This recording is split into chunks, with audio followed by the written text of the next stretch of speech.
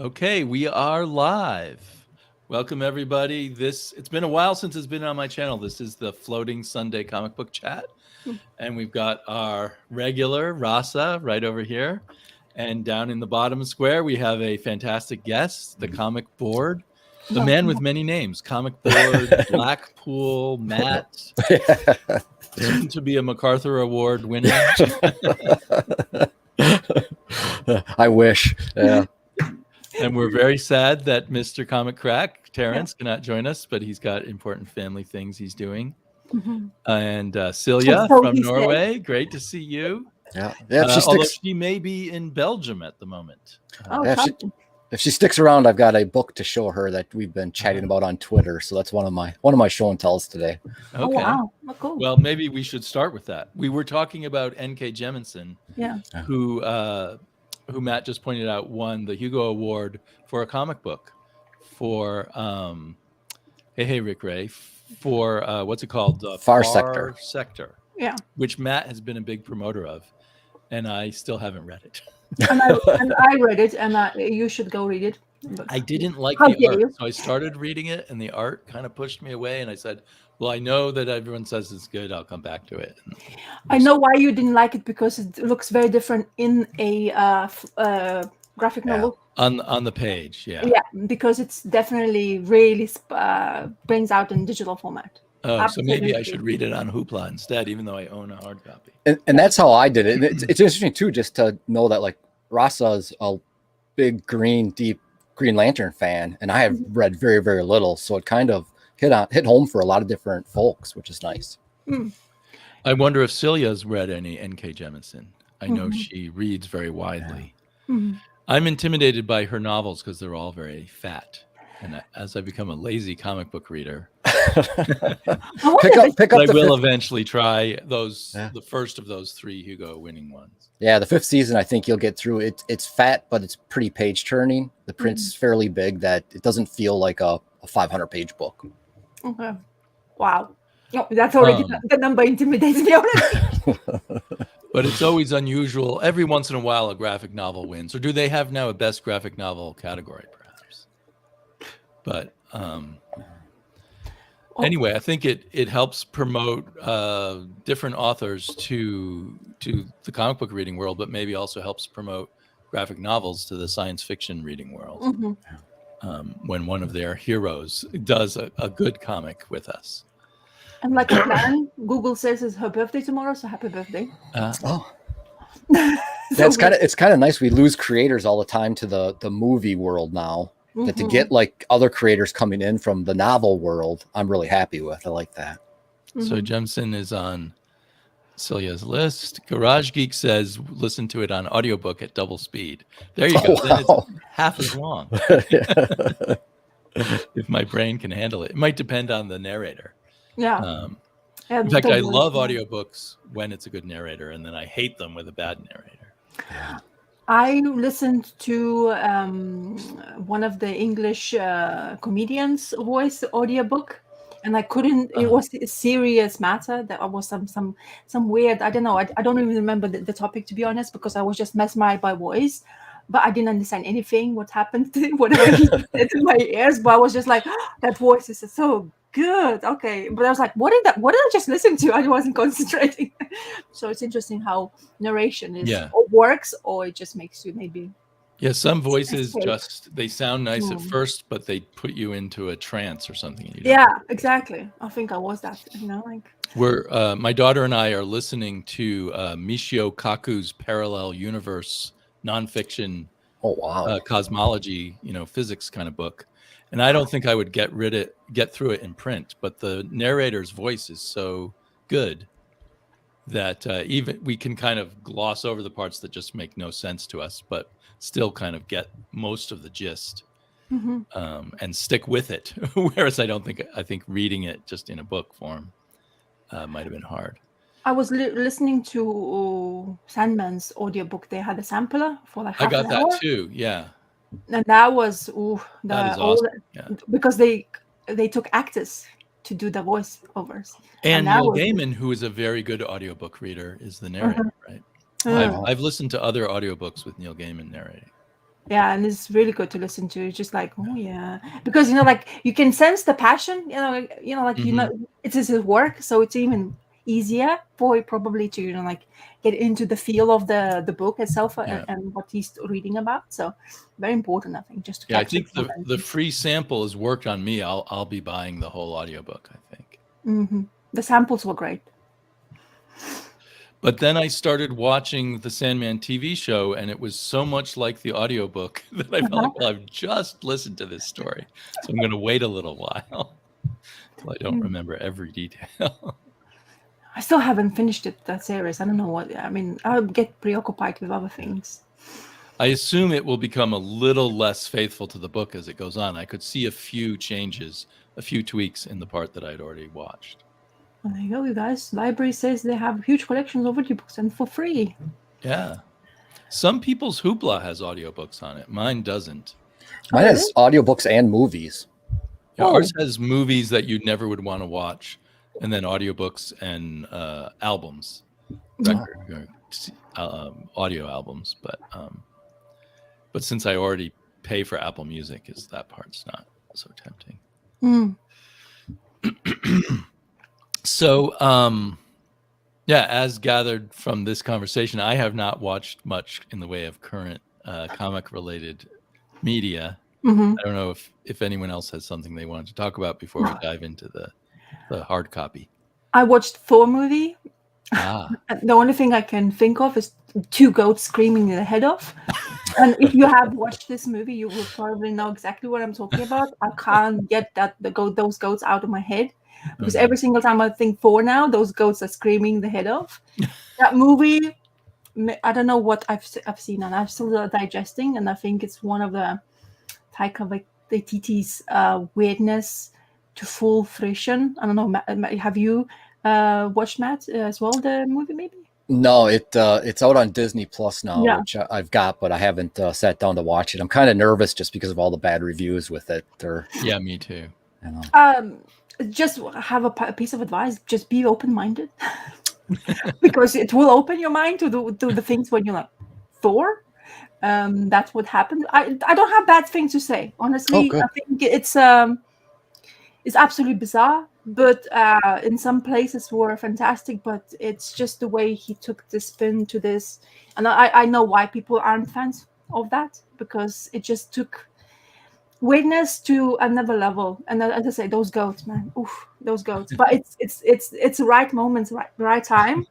But in my head, it's just like I think for a while I'll still keep them. They were the best part to relieve moments of the movie. We're trying to talk in sense of what's happening in there, but yeah, but it's bizarre. It's a very bizarre take on what I was thinking he would go for. But yeah, it was still worth. We watched both of me and my husband. We enjoyed it, so it wasn't as bad. But we just looked at each other. We're like, "What just watched? The comic book movie we watched." It felt a bit theater-like, which is, I don't know if it's a spoiler kind of type of, but I don't know. It's just like felt like we are at the theater watching a show. Interesting. By the way, I want to say a special hello to Garage Geek. Glad you found us. I just discovered his channel recently and have only watched a little, but was really enjoying it. And he was, I think in the video I was watching, he was talking about a mix of movies and comics and stuff. Yeah, it kind of covers a little bit of everything. The comic creator, the artist review that I did, where I did like the top 5 artists or whatever on my channel, that was because of his channel. Oh, maybe that's why I just discovered it. Maybe you had a link to it. Yeah, and then I didn't remember how I had discovered Garage Geek. So that's always awesome when we find new good people on YouTube. Yeah. So Comic Crack saying it was way too comedic. Yeah, there is this tendency I noticed since the beginning of Thor to view him as a jokey character.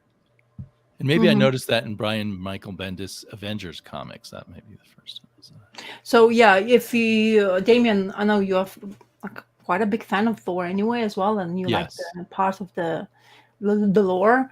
And this one isn't as what you expect the books would be telling you about Thor movie, but there's some really good moments there, and I really liked some parts of the, like, all acting throughout the movie was great, and it was, like what you expect them, the characters from previous Thor movie was.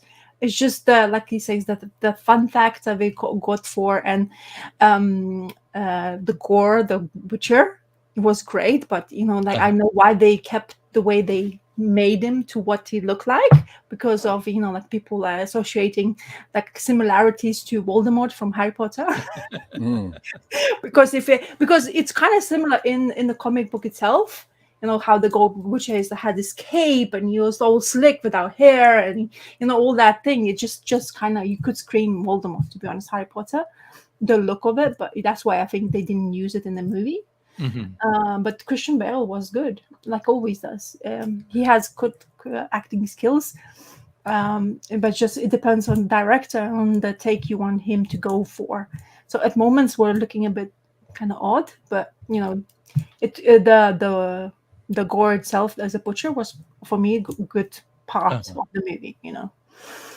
He's in the comics he was a symbolic atheist. The atheist who literally kills gods. But I guess Taiki, is that the director, I guess, that Garage Geek is mentioning? Okay. He's the actor as well in there as well. He's an actor too. Yeah, he's actually well known for one of the UK sitcoms, which I don't know the name of. My probably husband now shouting in my ear saying, "How dare you not knowing that?" But he's a big fan of everything, whatever, But he was this like vampire comedic sitcom from UK. I don't know the name, honestly, but he was in there. That's like the first thing I know of him, of the actor itself. So I can't even imagine an Inkal movie, period. Yeah. If he would take it not comedic side, I think he's definitely able to portray that. I think he can do extremely obscure and imaginative, because imagination-wise, he can go to another level, I think, as a director. But it depends what he wants. Taika Waititi. It seems like a hard name to remember. He's from New Zealand. He's a New Zealander. Does he have some Aboriginal origins? Is that the name, it's more like the what's the name of it? I knew that, but I'm now blanking. It's not Aboriginal. It's because of Aboriginal and small Australian side. So it's New Zealanders is what is it? Maori. Maori. Kind of like very similar to they have similar to Hawaiians, like mix and match kind of thing. Also want to say hi to Rick Ray, one of the great commenters, at least on my channel. I love whenever he shows up and comments. And Tomi, comics fan 1973, great guy. And always leaving great comments. And there's someone else, Aggressively Relaxing, who has a very funny channel. I don't know if he ever does serious videos. I need to check him out more. But, anyway, so I guess I should watch. I mean, I am a huge Thor fan. And I've actually enjoyed all the Thor movies, even though a lot of people say some of them aren't that good. Well, there you go. So I always get something out of them. I'm not too picky, I guess. Yeah. If you just take for grain of salt that this is a comic movie and it doesn't take it too much serious out of himself. So I didn't have no expectations. I just was like I wasn't even there you go. Some Canadian in there. That's what makes it good.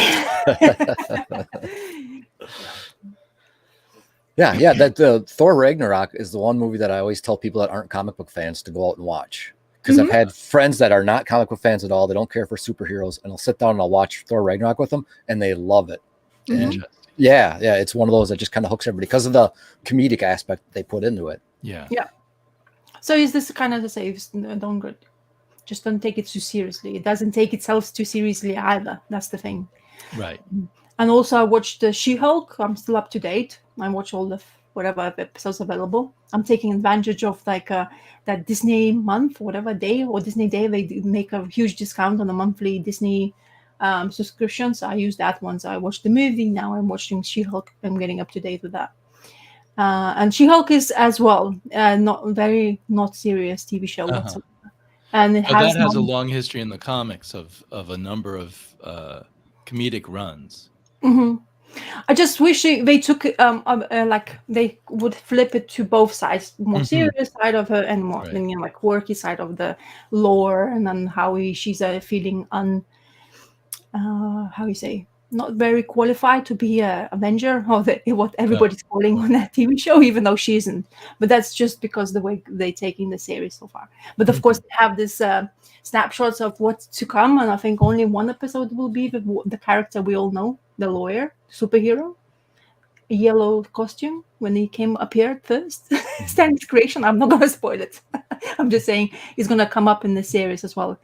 So everybody's getting very excited just because of that. So keeping up to date with that series. Cool. It's not bad as well. I like it. I like the character itself, so I'm okay with it. I definitely want to watch it, but I just don't watch much TV. I know what you mean. And that people are talking about the Northman also, I think, which I'm not aware of at all. Robert Eggers, The Northman. Is that a movie or a TV show? I'm not even sure, but I might look at it. Looks like there's differing opinions on it. But I do like things with Norse mythology too. There's also a Scandinavian TV show on Netflix called Ragnarok as well. And teenage kids become one of the kids become Thor. He has a power Thor, and they just take that spin to it. An actual area of I think it's in Norway. I'm now not certain, but it's called Ragnarok, and it's on Netflix as well. So actually I watched the first season. I really liked it. It takes kind of nice spin to Northmen and mythology in that sense. So people kind of playing with all that stuff in different ways.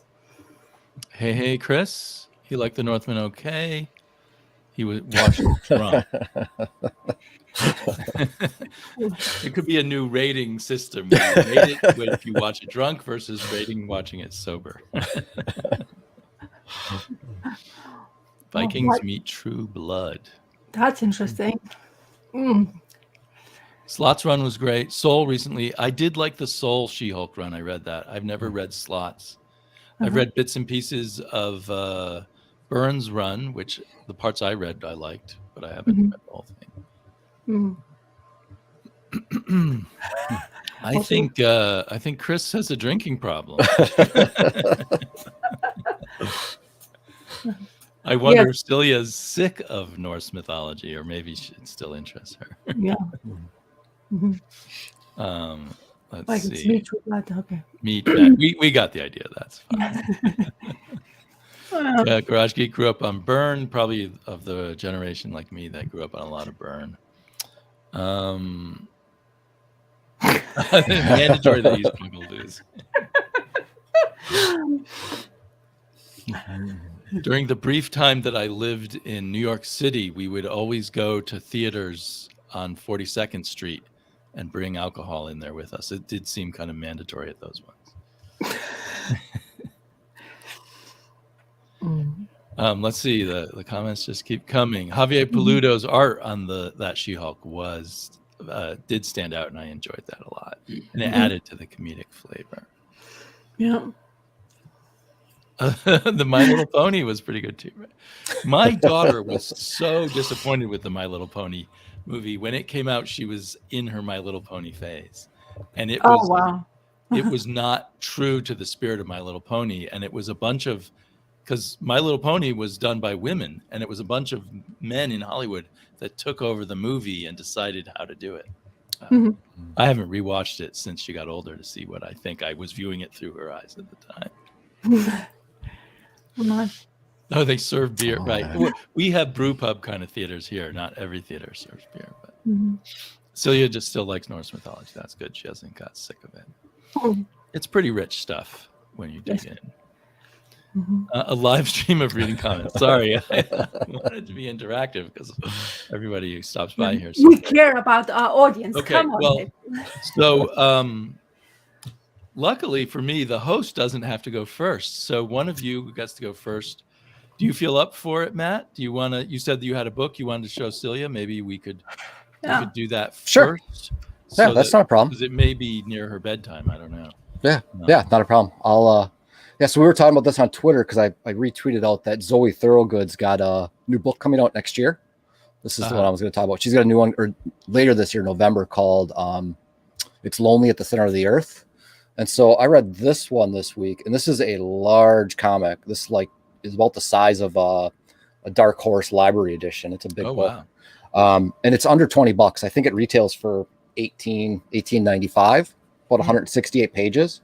I'll show some art while I'm talking about it. But basically, as the title implies, we've got this artist who's one of these themes that I've been coming across a lot lately is the artists that are questioning, are they really artists, and not liking to be called artists. And just one of the books I'm going to talk about by Craig Thompson, he gets into it a little bit too about like, I'm just kind of posing, like, when are they going to find out that I'm a fake and that I'm not really a creator?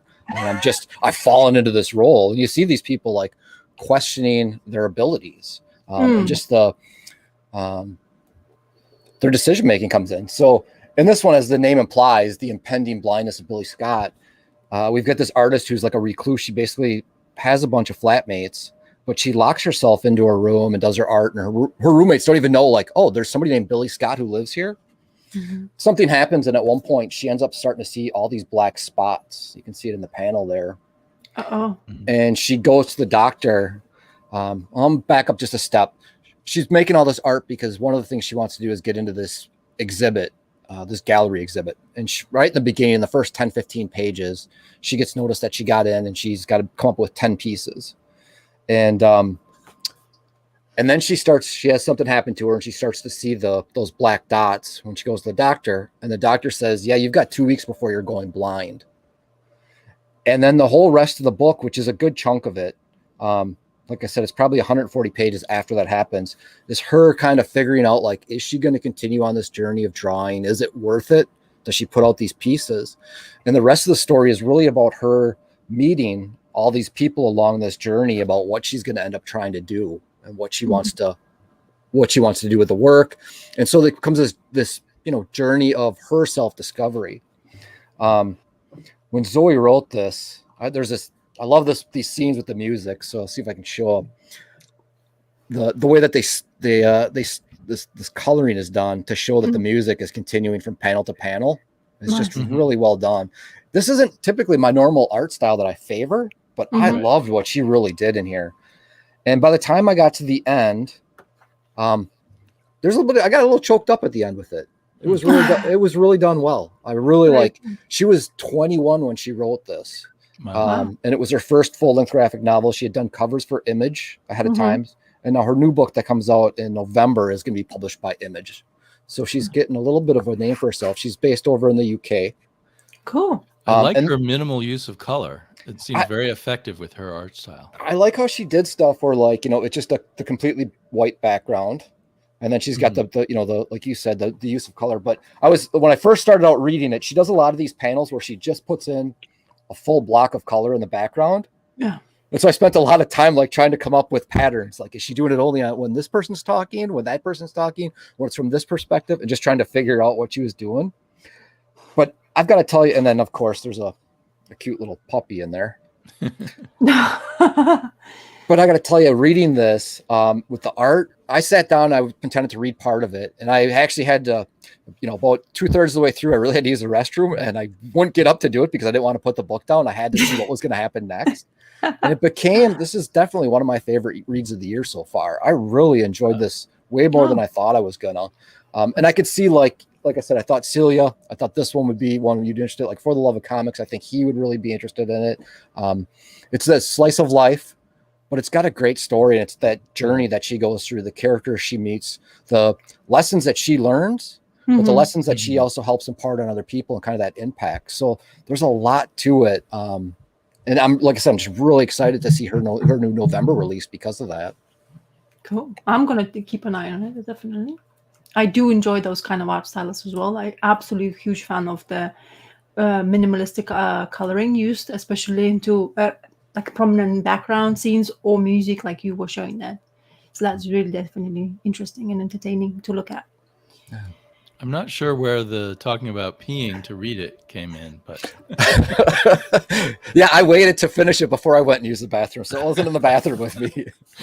Garage Geek has been sold, even though he's a little torn about buying independent books. Well, I'm doing a if you have a It deeper does question, open up a wide area to buy books. yeah. Next week I actually did a overview where I got the top down camera that I'm going to put out on my channel. Cool. We're actually going to go through it because that's how much I really enjoyed it. I'll talk a little bit more about it, show a little bit more panels with some better lighting and stuff like that. So if you're interested, though, I was sold on it. I mean, for under $20, I thought it was a great read.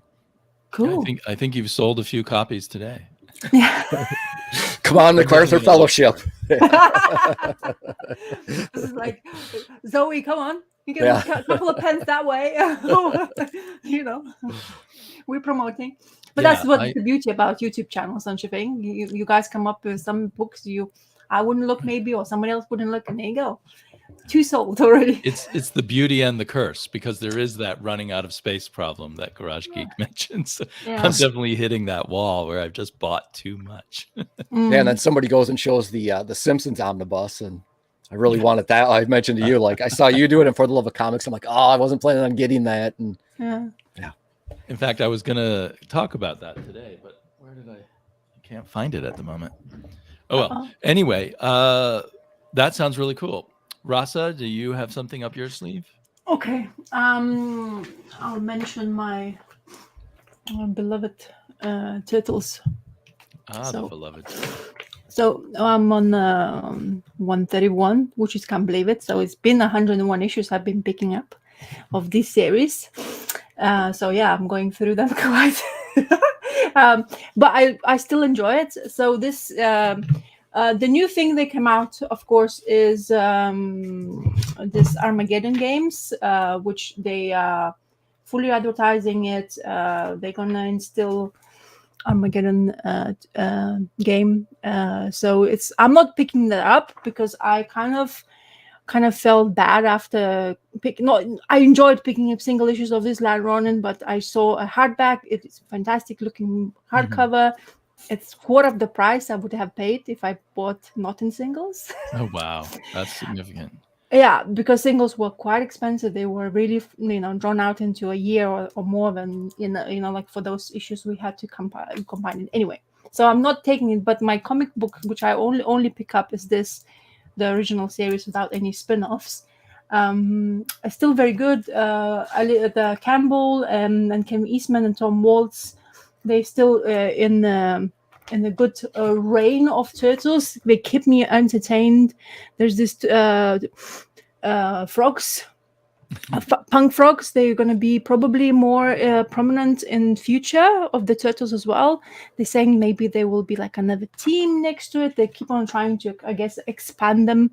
But the series now will be falling through to those Armageddon games because the Red King is after them once again. So they were thinking they defeated them and they're going to be all okay. Like, will be all good and dandy, but unfortunately, the bad guy's still coming back, for the hit. But this character, she's a new frog/turtle. So she used to be a frog, but now they turned her into turtle.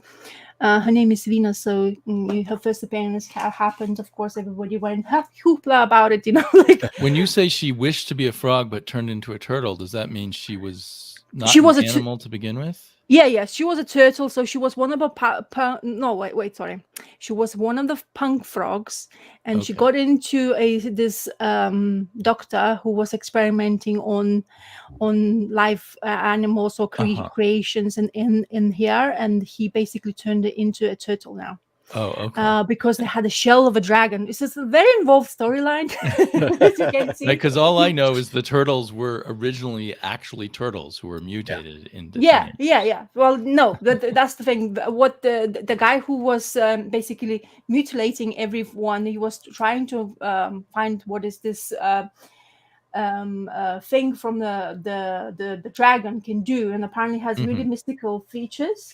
And it's a lot of things happening in the turtle world. So she is a new character now being introduced. There is also trisectors and the new baby who is grew up to be from the baby to a full grown female, and then she's coming here for turtles to be helped as well. So this is full-on storyline. I mean, they don't even make you keep your attention, you know, like the story is flowing, things what happened before still continues. So I still, as I say, if I thoroughly enjoyed it. There's a lot of things happening in here. Also, so they really push things forward. It's not that illusion of change; it's real. No, they really do. They introduced it more with Campbell, Sophie Campbell. She introduced quite a lot of more females, you know, because half of the town was turned into mutants anyway. So there's lots of animals around, and now there's this Shredder's coming back. Even though Turtles hate him as much as they could possibly do throughout the history, he's coming back in here to help them because they don't have Splint anymore. Splint is dead. It's been a while now, but because of this Armageddon Wars, which is happening in series as well, you can pick up in comic book shops.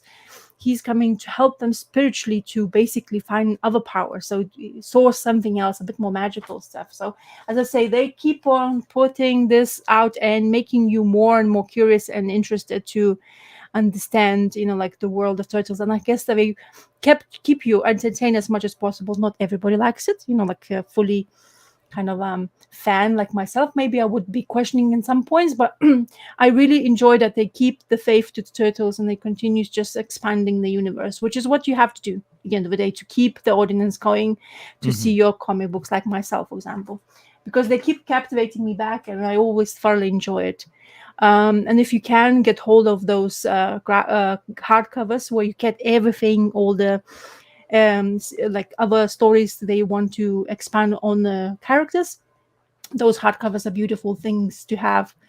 I'm really going for singles like I always do. I really like those floppies and my turtles. I just like my monthly bite, but they have lots of things happening, lots of crazy scenes, and sometimes, you know, like mutilating body parts, even though you think it's kind of cartoony style, but it's kind of like interesting that they will put that in the comic book and not be afraid of people's opinions after that. But definitely great. And I think they're pushing the boundary sometimes where people are not really happy. But so far, they always kept my interest and they always captivated my imagination since I was a child. So they're doing a really good job in my book. So that's why I continue promoting and happy reading it monthly basis. So. It is cool. I mean, sometimes people criticize it, but it's cool to have something you loved as a child and then you have an adult version that you can love in the same way. I was the first time I was watching the cartoons, they captivate me throughout, because it's funny, it was when I started watching them, it were in Polish language, which I didn't understand, but you know, the action scenes and everything was captivating me. So So I think it's kind of a question from Garage Geek. I wonder if it's good to start at the beginning and our collected volumes available. Yeah, they're still available. They say there was a rumor saying that they're going to come out to print, especially the first couple of volumes. There is one volume which is kind of floating into being a little bit overly expensive. I don't remember the number of it. I keep an eye on it all the time because kind of like feel like double tipping. You can take. Did you jump in like issue 40 or something? 30. Issue 30. Yeah. And Chaos and Comics just jumped in at 120. What number is it up to now? 131. For I think 132 came out. I think I'm not sure, but this 131 is one of the latest ones. Is there a good starting point, if not starting at the beginning, that you'd recommend? Or best just to start at the beginning. What about when Sophie took over after Eastman kind of dropped out? That was like right around issue 100, I think. Yes. That's correct. You can take my full screen. I feel a bit odd because you're talking. I always forget that because I still see everybody, so I think I forget that you're stuck. Yeah. Sorry, I just but no, yeah. Sophie Campbell's start is interesting. It's a really good point to start because she does. Kind of whatever happens in Mutant Town, there's a lot of mutants, like humans turned into mutants. But there's this, before the Splinter's death, there's this action started. I don't know which number, I'm sorry about that, but it's a really good storyline. It captivated quite a bit of an audience. And I think it was issue maybe something 80s, in the 80s, that it started that storyline when before the 100th, the Splinter's death. But the way they kept that story going was, like, as I say, I was thoroughly entertained all throughout. I mean, I'm still am, so I could say just jump on anything. I've got like, I think the first this is 13, and then I stopped at that point. But one of the things that LahRasa mentioned, which is really great for picking up volumes 1 and forward, is that like with volume 1, they not only collect the ongoing series, but they'll throw in all the micro issues, and they throw tie-ins that, and they put them where they slot them where they would be. So instead of just reading issues 1 through 10 and then having a little bit of storyline which you don't understand, they'll throw the Donatello micro issue in there, and then the whole storyline like makes a lot more sense. So if you can find the hardcovers, I think they're beautiful by IDW, and they're really well done. I would definitely recommend starting at volume 1 if they're still available. Yeah, I seen it's still available. I think you can still find them. There's some other ones which, as I say, I don't remember the number, which is a bit more, maybe less printed out. But whoever people have picked up those hardcovers, they always have good things to say. So and they're really good, well-bound books. I thoroughly checked them out in bookshops when I went a couple of times. Like, nope, you have your singles, go away. It's like, oh, yeah, my only complaint is the series is so good that they keep going, and at some point I'm like, I'm running, so this whole cube is filled, and then it's down into here, and I'm like, at some point I just got to say stop, and I have this feeling I'm going to go back and pick them up. It's as I say, I'm going in singles, and I'm only going to gain the main storyline without all those micro series or anything else. But I'm thoroughly enjoying what I have, because they always, they have the slight synopsis of what happens in here. They always keep on reminding you, so you don't really get too lost, really. Because, like, for example, like if I read every time once a month, sometimes you tend to forget a couple of details, and that's a great reminder of those. But Sophie's Campbell start could be a great choice, because there will be a bit more fresher start, because they've happened already. Turtles at a loss, and there's lots of other things happening to them, which you can help you to basically understand the world, because those characters are still in 131. So new characters are there. They have this dojo school happening still, kind of really similar to what it was before, but just the different storylines. Okay. Well, we started out really serious, and then went to the turtles. And so, Matt, feel free to jump in as I talk about this. I just read this last night after watching your video. So for many people, this won't come out to their stores for another week or two, but I guess they release it gradually, because Matt was able to get it digitally. I was able to get it at the store that publishes it. Wow. So who's distributes it? So this is Santos Sisters, and I can't remember. I think I talked about it once when the first issue, somewhere on my channel. But it's a slightly hard to describe spoof, sort of, on Archie style comics, with these two sisters who live in LahRasa, something like that, imaginary little town, but probably, I'm guessing, Southern California or something. So a little different from the Archie Midwest kind of concept. And they have superpowers. They can turn into these, these superpowered girls here. But they don't spend much of their time being superheroes, really. They're more like people in their early 20s hanging out. And I'm trying to remember if in the first issue they were smoking pot and stuff like that. It felt like there was more of them just behaving like kind of slacker 20-somethings in the first issue than in this issue. But anyway, I highly recommend the first issue, and I like the second issue, but maybe not quite as much. Maybe there was less novelty to it, but it's definitely something I would continue reading. They have this villain named Weird AI Yankovic. So a joke on Weird Al Yankovic. And these villains are called Spit and Shine. And they're more concerned about getting their relationship back together, because they used to have a relationship, than doing their evil deeds that Weird Al Yankovic wanted them to do. And our heroes are just going to the movie and hanging out and making fun of their friend. And I just love the rhythm of it, and just the kind of, we don't give a crap kind of attitude of the characters, because it's so against type, so to speak, for superheroes. So it's just a really delightful comic to read as probably a grown-up who is familiar with these tropes, like where what was it? Archie became a superhero named True Heart or something like that. And I can't remember what the name of the superhero that Jughead became, but all the characters in Archie occasionally would just become superheroes. And it does almost feel a little bit like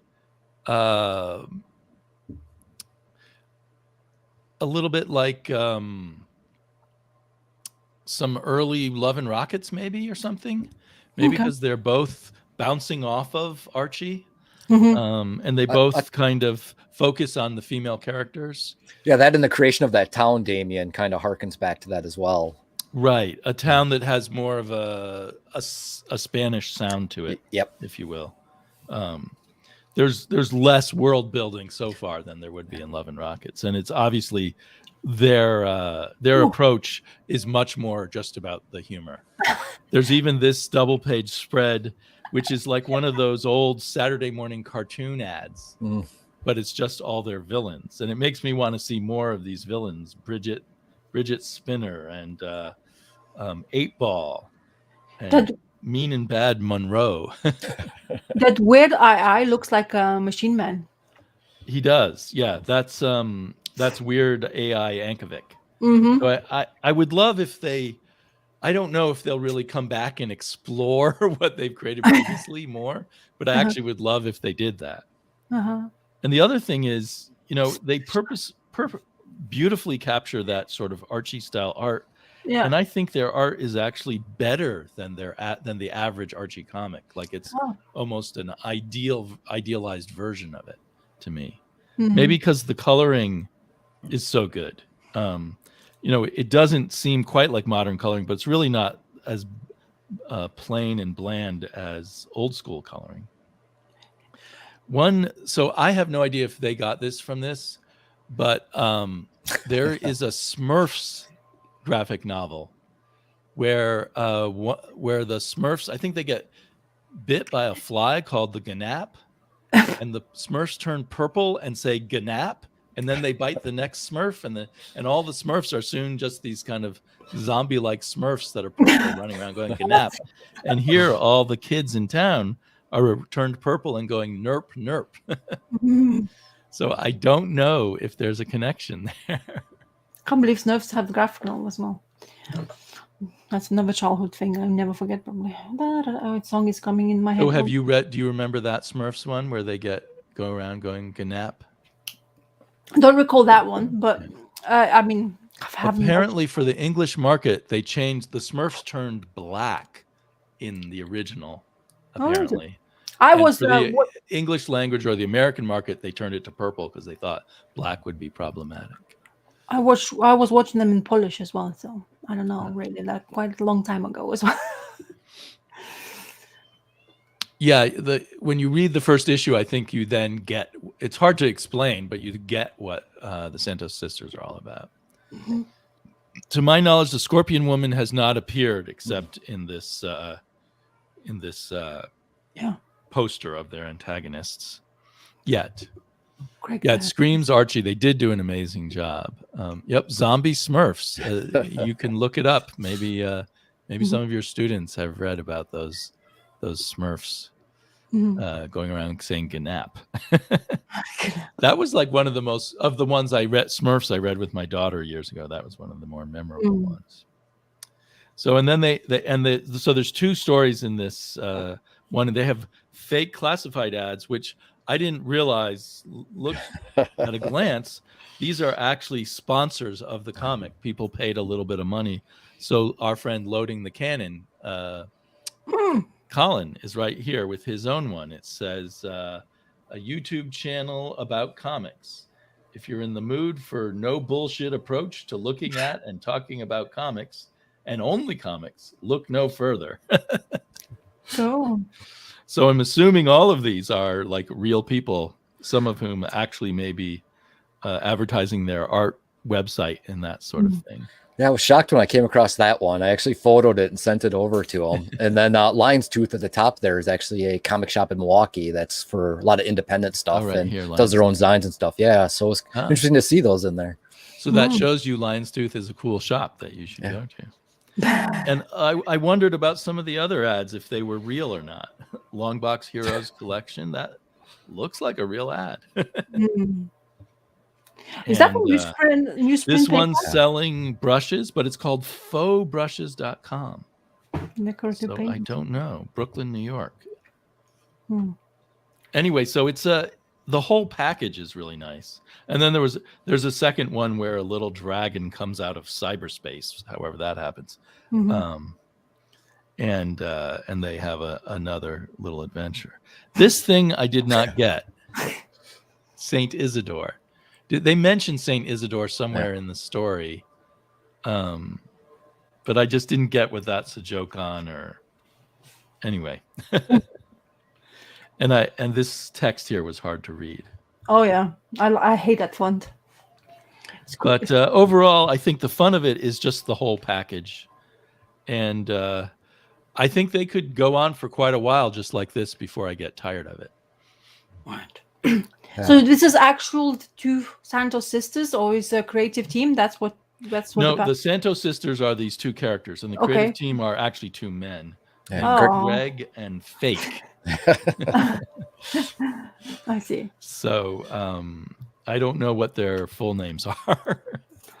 Okay. I did hear them interviewed on a podcast once, and they were very irreverent and jokey, so they didn't give a lot of straight ahead information about what they were up to. Yeah, their background was in coloring for a lot of different publishers like Devil's Due and stuff like that. And so that's why I think the coloring works so well, or it simulates what was done in the 80s and beyond. The coloring is beautiful, and Ross asked about the paper quality. It is that newspaper. So it really does feel like it's something from the 80s or earlier. I love it. Yeah, it's like good print. It prints well, though. You know, it doesn't have that fuzzy quality that sometimes the old comics have. Yeah. Yeah, it hits this weird nostalgia feeling, and also a little bit of that underground comics feeling. Especially, I thought the first issue felt a little more like an underground comics than this one. Very good. I don't know what it says. Science-free comics, all new stories and villains. These bumblebees from the first issue don't appear though, and I missed them. Maybe they'll show up. They were in a TV show that the sisters were watching. The Boozy Bees. I kind of imagine they were getting stoned while watching it. I'm not sure if that was the case. It kind of remind me of Maya the Bee style, the way the cartoon been drawn. Yeah, maybe they're making fun of that. Yeah, could be. So anyway, a fun thing, and people should go watch Matt's deep dive into the first issue. Oh my god, I'm laughing. Cool. Very good. Something I'm not. I mean, I've seen it. I recollect it, but that didn't capture my attention so far. But it's nice to see it again. Yeah. Maybe once you can go back to searching comic book stores, you'll just find one in back issue bins eventually. Hopefully. I watched your video, or not your video, Dan, but your video that, or the video that Lorenzo's video. Yes, where he comes down to and spend some time with you and walking through the stores. Friday. Yeah, You can see a video of the day. Yeah, a week later. Yeah, it was great to see that in the stores. But then I was like, I've been going through a little similar. They're doing what they call SPX right now, which is the small indie publishers. Small Press Expo. Yeah, Small Press Expo. And I'm seeing all these books that I have pre-ordered for October, November being signed and sold there. And I'm like, I want my copy. I got to wait another month or two for some of these. Aw. Yeah, Lorenzo was so excited. Like, he couldn't find the Frank Miller Ashcan that came out recently. And Floating World had like multiple copies just sitting around of something that people are paying a ton of money for on eBay. So eBay. You never know where if you look around, you can find things cheaper than they claim they are on eBay. Yeah, if you do eBay, just don't go outside. Just don't. You're gonna get disappointed.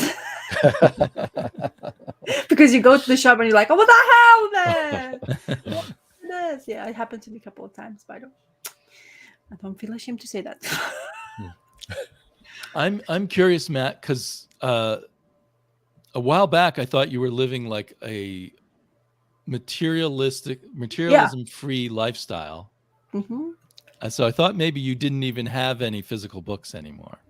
No, that's kind of my physical books and vinyl are like my two hang-ups. Those are what I've had. I've sold off. Had them all along. It's not like there was a change or anything. Yeah, no, and I've been selling off what I haven't been reading, or stuff I had on my shelves just because I was collecting. Right. So most of that stuff got sold off, but then, you know, it got replaced like 3 or 4 times fold. So part of it was basically selling my house and getting rid of everything else I own and just like really focusing on what do I get joy from and what brings me happiness. And yeah, I'm like you now. I'm running more and more out of space where some of the shelves are all doubled up. And the store that Colin and I went to, Future Dreams, the one that some people may have seen in my video where it's down in a basement, is loaded with out-of-print books because they've just been sitting there for 20 years and they're just waiting for Colin to come along and know that they're good and grab them. That's cool. Yeah, I was disappointed there was no live stream from him last night. I kept checking my phone, like seeing if he was going to do a haul video. He's been doing them regularly on Saturday nights now. Oh, does he always do them Saturday nights? It just seems like Saturday nights. I turn it on and at 11 o'clock at night my time, he's on there showing a stack of books that he just picked up. He may have to save some money for a while. It's bought so much. Because he and I went to a bunch of comic shops, and then he went to a bunch more without me. And I think he might have returned to Floating World, or maybe just I Like Comics. Not Floating World, Future Dreams. But anyway, oh, there's Colin. I was talking to my wife about how I need to go to Portland and clean up Future Dreams. Yeah, Colin could volunteer to get credit there for cleaning up the place. It's like the stables that Hercules had to clean up or something. Yeah, I tried a couple of times that kind of thing in the comic book shops I used to, like, I know of while I was living close by. Nope. No, you have to pay for your books.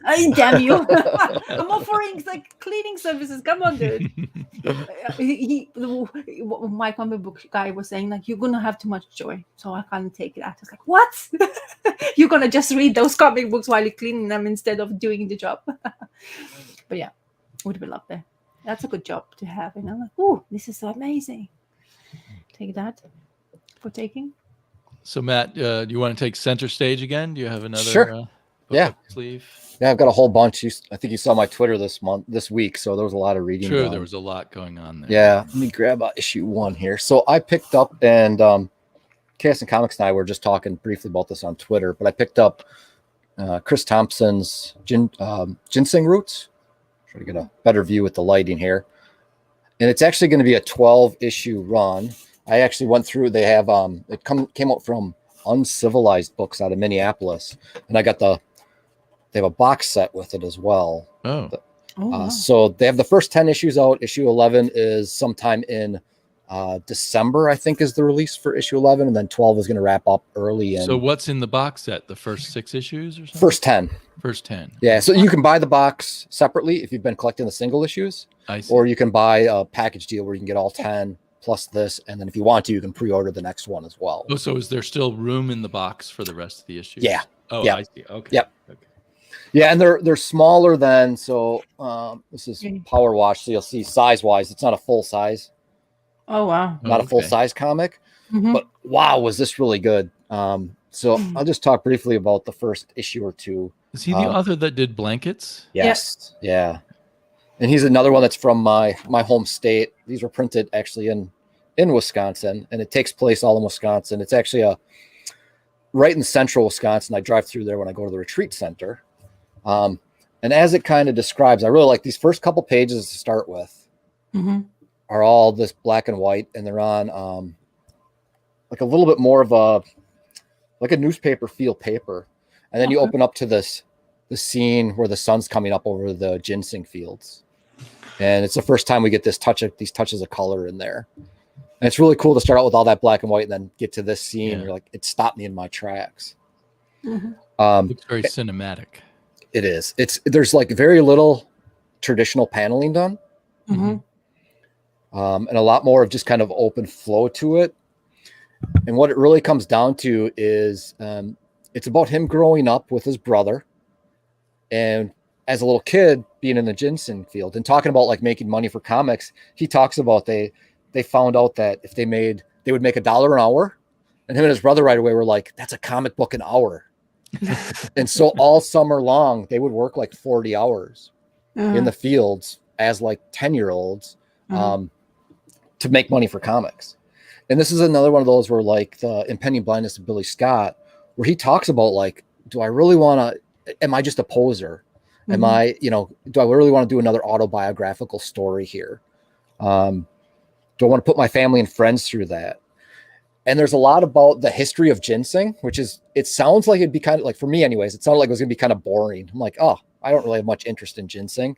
But then he gets into it and he starts to talk about the market's peak, the market's crash, how ginseng is growing, here's root rot. And he talks about the different ways that it is. And you get a little ginseng character that narrates stuff throughout. But as Celia said, the art is just beautiful. It's really a beautifully drawn book. I am so impressed with this. It's one of those books where I got done with the first issue and I immediately picked up the second issue and I just wanted to keep reading. It was like, and I think what he's going to end up paralleling, I'm only 2 issues in, but I think what he's going to end up paralleling is stuff about, so here's him and his brother. His brother is involved in this. I think he's going to end up paralleling how ginseng is also this idea of the root of ginseng and how we have to take care of the root in order for it to grow. I think he's going to parallel it with some of the things we need as humans for nutrition and how we actually end up growing. So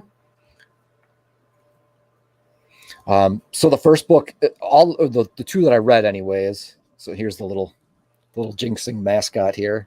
And he does a letter page at the end of the back of both of them, which was great. The second one, he talks about how when he completed the first 2 issues, and then now he hit a 3-month writer's block, and it was the letters coming in from people that got him going again. And then at the very end of each issue, this is from his brother Phil, who doesn't write anymore. He's works in some kind of corporation, basically. I'll show just a couple of brief pictures from the second one. That's interesting. The letters giving you writer's block. No, the letters got him out of the writer's block. Oh, got him out of the writer's block. Yeah. Okay. He said he had 3 months of like just not being able to come up with anything, not being able to create. And then all of a sudden he started getting the letters coming in and it just kind of reignited his fuel. Interesting. So we get a state of Wisconsin. You can see like where the crosshairs are there is where he is. And my retreat center is actually in that area. So I've drive through this area quite a bit. So you're going to see the area differently now, I guess. I am completely, because I know what to look for. Like he gets into the agricultural, the farming side of like how ginseng is growing, why it's growing here, what it's all used for. He gets into like small farming. Yeah, go check it out, Garage Geek. It's on. I'd recommend going to Uncivilized Books, and I'll just put in a little plug here for them that if you're on their Twitter, you can find. I think it was last week. If you sign up for their email first on their website, they'll send you a 15% discount. Otherwise, whoever's running it sent out something from the Small Press Expo this weekend for a 15% discount. So you can get it for $60 for all 10 books, I think, in the and the box set as well, and to have the pre-order for number 11. But then there's questions too in this about like what he remembers, and as far as like his parents remembering stuff as a kid being different than he does as far as age goes, when they started. But he talks about like in Blankets, he doesn't mention his sister. And so there's this whole little scene between him and his sister where they go out for a walk and him asking like, should I put you into this comic since I didn't introduce you in the last one? It's really, I'm really hooked on it. I really didn't think that this was going to be something I would enjoy. He goes and he interviews farmers who were farming for 30 plus years. And so he goes back home and he's actually talking to them about ginseng and how corn is taken over. So this is just turned out to be, here's our root rod again. Wow. And then again, at the end, he's got his brother drawing comics and doing some of the artwork and telling his own little story and stuff like that. Yeah, I think the artwork alone for me is beautiful, but his storytelling is great. And the fact that there's not the traditional paneling, I always love. I love that one. It's more of just an open page, and the page, his artwork will extend to both sides of the page and top and bottom, so we don't have the white borders around it. It's really, really well done. I'm excited to. I'll probably, after we finish today, actually keep going on in this story. I think this is the one I'm most excited for right now. Nice. Very cool. Very good. What was the name of the place where you said to order it from? Uncivilized Books. I think it's Uncivilized Books. Yeah, it's out of Minnesota. If I remember, I'll put that in the show notes after the fact. Cool. Yeah, very. I would have thought he would come out from a bigger publisher at this point, but I guess it's good that he's staying with the small publishers. Yeah, and I don't know his backstory. I know he's from Wisconsin. He's from Marathon, where he talks about this town of less than 1,200 people where he grows up. And at the boom of the ginseng craze in the 80s, how per capita this bank in Little Marathon, Wisconsin, had the most amount of money going through it per capita. There was billions of dollars supposedly going through this bank because of how much ginseng was worth. And he gets into the history of it. Like, it takes 4 years for this little plant to grow to where it needs to be. And so he's out there in the morning with his mom and his brother and his sister, weeding these acres and acres of ginseng. And you get into, like, his sister he talks a little bit about the marketing of the toys in the 80s and how boys were marketed towards guns and Star Wars, and women were marketing towards babysitting and dolls. And it had this disconnect with his sister. And so there's scenes of, like, his sister working the field with his mom, with their mom, and being totally lonely, and him and his brother on the other side of the field talking comics as they're pulling weeds out and stuff like that. It's a really interesting just look at relationships, the history of ginseng, how he is as an artist. Does he want to dive into the autobiographical again? But it works. It really sings well together.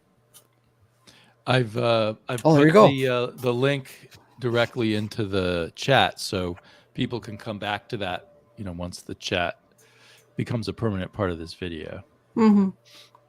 Yeah, I'm sure, Garage Geek, we are sending you into spending more and more money. Yeah, it's a futile thing, but you enjoy. I enjoy experiences. This is a part of YouTube, like, you hated all of it.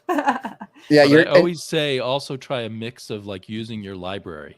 Yes. So you don't. We highly recommend it. Yeah, the library is a very good source of open and free media for you to digest if you can. Yeah, and Garage Geek talked about that. Yeah, yesterday I actually put in an order there's a book called from Uncivilized. There's a book called Inappropriate by Gabriel Bell. I think it's called Prometheate by Ari Mulch, and it's Frankenstein, but it's two women, and they fall in love with each other. One being the monster and one being the scientist. Yep.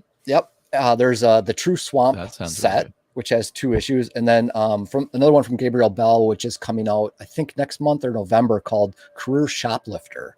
And I actually ended up picking up all of those as well. They haven't got here yet, but that's so I feel your pain a little bit, because once I get on a hook with a publisher, especially when you read something really good like this, I want to get some more stuff from them. I tend to want to own 2 at this point, because I figured, I can now afford to own them. But I've now realized I can also check it out at the library, and if I love it, then I can go buy it. Yeah, that Prometheate looks really cool. I think I'm probably going to have to try that one out too.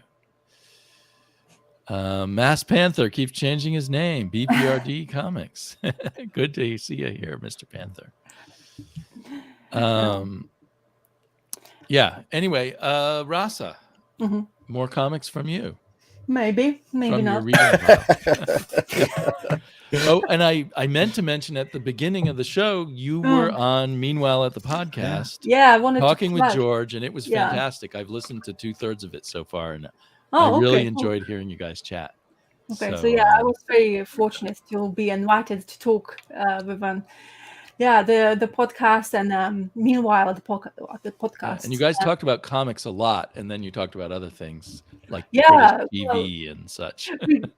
We had a plan. I think yeah, we had a plan of what we're gonna discuss, but then we kind of went with the flow and we just continued having conversations. But yeah, we didn't mention the Queen because they were curious of experiences from this part of the world to what's happening in here at the moment, which is quite somber mood still. I mean, tomorrow will be a big day for the whole country. I think everybody's kind of reluctant to see what the future will be holding, but we'll see how it goes. But yeah, well, you were an interesting conversationalist, and with George sort of steering the boat, it goes very well. I thought it was a really good conversation. I listened to you while I was walking around the cemetery that I usually go to for exercise. Okay, if that's the scene for the podcast, go on.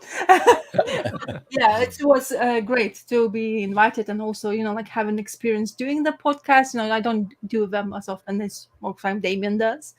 So yeah, it was interesting just to have that experience and be invited. Like, at the end of the day, talking comic books is always a pleasure for me as well. So if somebody behind the scenes, he was really excited that you were agreed to do it.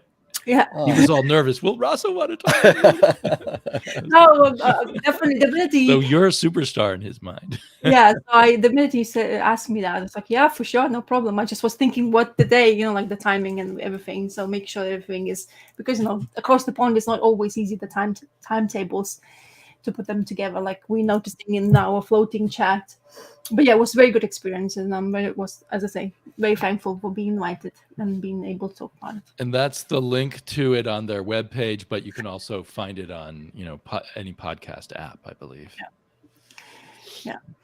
Cool. I hope your garage is nice and dry. Yeah, everything is lifted above the. So the book I'm going to talk about, it came out in the Image comic books. I have not seen anybody talking about. It's called Thumbs by Sean Lewis and Hayden Sherman. It is a bit of a tale where the technology comes into the life as we know it now, and how it takes a couple of people with bad experiences in their life or losing somebody turn into almost like a warlike situation. And so the synopsis in here, the first thing you read is like, I don't hate technology, but almost throughout this is like, feels like he does, because what it tells. So basically, we're following a kid with his sister, and it starts kind of bizarrely at first because you see the scene of fighting and running, and he is basically, because it's war happening, and it's kind of, it feels like like situations where kind of like war, and then what we experience now in Ukraine, unfortunately, but not in that the same sense of, but like because of the technology, people are against the technology, and there's these kids who is basically won a kind of like scholarship to become like just playing games, and they becomes to the point of actually losing their lives. So our main character here, his name is Thumbs because it's a code name for his gamer tag called Thumbs. So we're seeing him basically rushed away by his fellow warrior who is basically fighting for his life, and you like think, oh my god, so this is the end. Like sometimes when they show you the end of the character, you think how we'll portray the story forward, but actually went to the point of kind of surprise for me, because I wasn't, at first I was very kind of I don't know, I didn't know how to feel about what I was reading. It wasn't confusing, first of all, the characters were really easy to follow, but maybe because it was touching on that like crisis between two, like, let's say, fighting parties, wasn't something I kind of like really wanted to be reading. But as I was telling you beforehand, when I go to library and pick up my books of reading, I also tend not to check everything up and just be surprised by the material inside. So it took me for a while to get into this comic, but this is how they were gaming. So they have this, like, it looks like two sticky tapes on your head, and you put your phone where your eyes are, and that's how you would play. It just felt like this. Of course, I guess it's not, but this is how our characters basically came to know each other as well. And so he has he himself, and he has a sister. And it seems to be because of this dynamic of technology being taken over by kids' demographic, let's say this way, because like kids these days, of course, they love their gaming.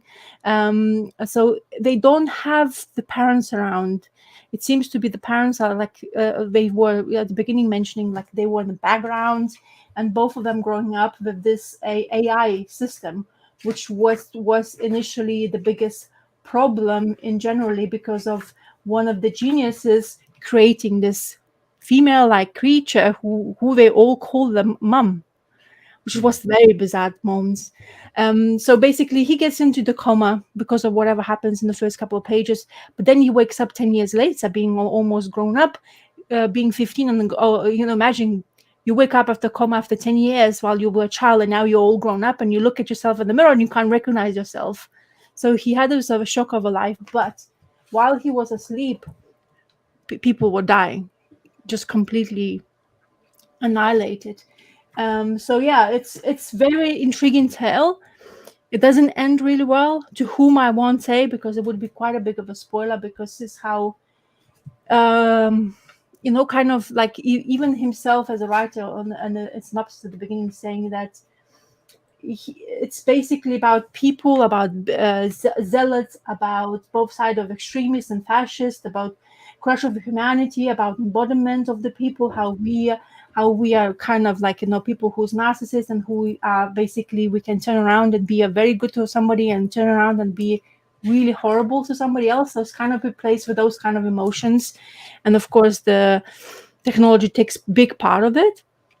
So a very interesting, intriguing tale. As I say, it did won me over right at the end of it, because it kind of it's called Thumbs and Love. It won over me right at the end, because of the actions of our character and how this tale ended. Because this is one you can get from the beginning to the end with this one graphic novel, let's say this way. So as I say, I have not seen people talking about any singles issues on YouTube. Maybe that's why I was a bit more curious about it. And it didn't get talked a lot when it first came out. But I think both the art as well grew more with me, and I like the style, because it kind of suited the storyline. The more you read into it, the more you kind of felt like it was there. And both creators seems to have way more, lots of experience in their life as well. It's like so the Coyotes and Saints was from Image Comics by Sean Lewis. That's this creation, more well known. And Hayden Sherman is an award-winning comic artist who's done The Few, John Carter, The End, Cold War, and Wasted Space. So they both, and together they're now doing a pretty popular series called Above Snakes. Western, kind of crazy Western. Okay, so I'll probably look forward to it. Maybe hopefully my library will get hold. And that artist is on a what's his name? Scott Snyder book right now. Is he? The one about firefighters. Oh, okay, interesting. So yeah, so as I say, it's really good to basically see something, and the tale of what I didn't expect, how the story will end, because the family dynamics was quite intriguing. The kind of the girls who was split, like basically so he had a sister, and they were split up from the beginning, and how her perception to her brother was like she called him a traitor. That sense of like emotions you were following throughout the story was intriguing as well. But as I say, really nicely done. I really like the ending, sad ending, but with a good reward for your time spending reading this. So good for the creators. And as I say, I wasn't getting any idea whatsoever to know exactly what I'm reading. It's especially maybe Thumbs, I was taking more like it would be a scary one, but just actually just the game tag of the character. So it was surprising that one as well. So yeah, very good. Very as I say, something maybe a sleeper of the comic book. You will not kind of like look at it at the beginning, but if you give it the chance, you might surprise you to see what is inside it. And they were really thankful for you picking this up like in synopsis. It's like they really were taking their time to create something. So they're happy that people are giving me the chance to read it. So it's nice to see that artist become kind of hot now. He's on all these big books, big-ish books in the indie world. Yeah, I like that artwork that you were showing, Rasa. That was really. Yeah. And there are a couple of different times I like the perspective when they show from like a real low angle, looking up at somebody. Like when they were showing it's just a unique take. So I like what they're doing there. Yeah. And as I say, it's just interesting to see how. It's they have really nice graphic scenes of really momentous moments in here, but I'm not I'm trying not to spoil the scenes of the city where it's actually basically nothing happening, just woozing the motorcyclists, and there's a tank, there's this AI which looks kind of freaky because she wears trench coat but she's naked, but of course she's AI, she's not a human being. But they have these moments where this is first kiss underwater, which is fantastic. It has a romantic sense to it, so they really play with emotions. And as I say, this is this was scene I was talking about. It's one of my favorite pages, and of course in the comic book, if you haven't floppied, you can spread out properly, not like in the graphic novel got a loss, but it still kind of portrays really nicely. But I like those kind of scenes. And as I say, I am I mentioned before, I'm really liking this kind of muted kind of color scenes with one pronounced color, which is factual for need of technology, for example. So she's all technology, and that's where the pink color is used for that, to portray where they are at. So as I say, very surprising, but rewarding read, which I wasn't expecting to, because I didn't have really high expectations whatsoever towards something, like that. Well, it's another one of those library pickups, right? So you just yes. Just see what you find. Yeah, my library thankfully rewards me, so I don't really have to pack my bookshelves around. I have books. They're not on this display, for example, but I do have them, and they are kind of in dangerous fashion because I have a 4.5-year-old who likes to and that the minute he starts, especially those beautiful, he loves Dark Horse comics. Would you believe the hardcovers? And oh boy, what good taste he has. Yeah. And that's the most my precious ones. He once I saw him flipping through the Hellboy library edition. I was like, oh my god, this is it. We'll have to buy another one. He was very nice.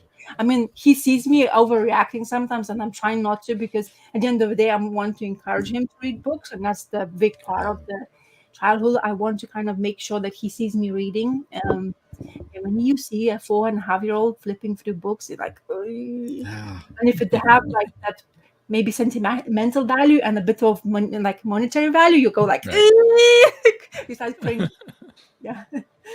So. That's an interesting battle, Rasa. Like the idea of wanting to encourage and show and allow them to explore and find books on their own off the shelves, take stuff off there, and still having that, like you said, I know what I spent on these to collect these. That's an interesting battle as a mom. Yeah, it's interesting because he loves Hellboy and he likes scary stuff, which is I don't want to show too much because there's those PPRD hardcovers which are quite dear in price value. And then he saw me flicking through them, and he got really excited to see, and he saw this Cthulhu monster. I was like, oh my god, this is too young, for God's sake. See you Cthulhu stuff going on in there, but I showed him. I said to him, be really gentle, and he was really trying him. So it's in a sense that he's kind of learning for appreciate the book, and now he gets quite more excited. Actually, just the other day we went to the shop. For the first time, instead of a toy, he picked up a book, which was whoa, it's a win. Nice. For 4.5-year-old, it's me and my mom. Oh, really, a book? Are you sure? I'm so excited, book. So, small wins as a parent, it's great. It's great to see that kind of stuff. So, very excited. Well, yeah, it's expensive being a parent too, so there you go. You can't buy quite as many comics as you used to. Yeah, you have to prioritize.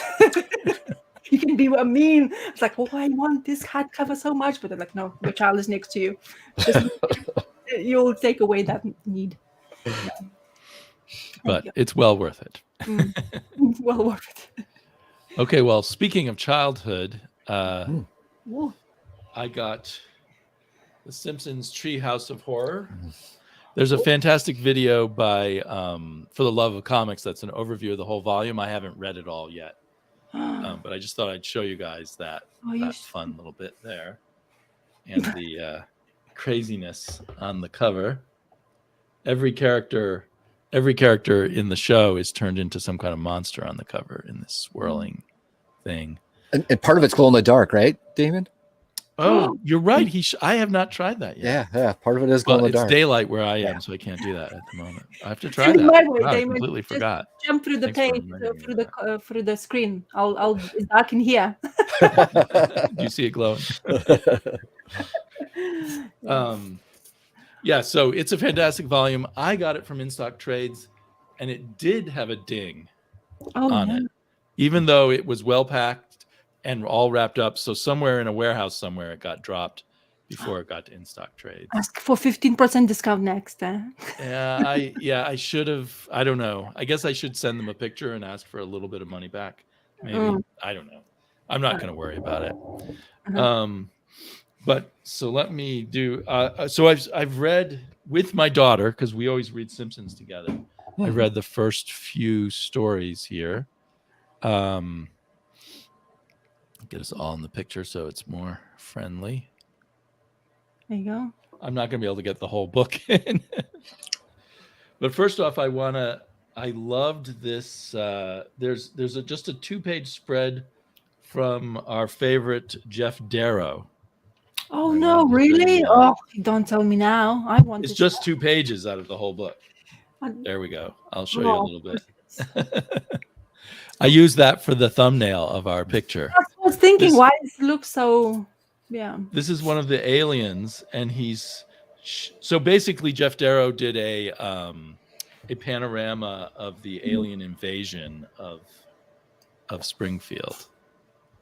Wow. But one of the crazy kind of Jeff Darrow-isms is, for some reason, the village people are in the middle of the city.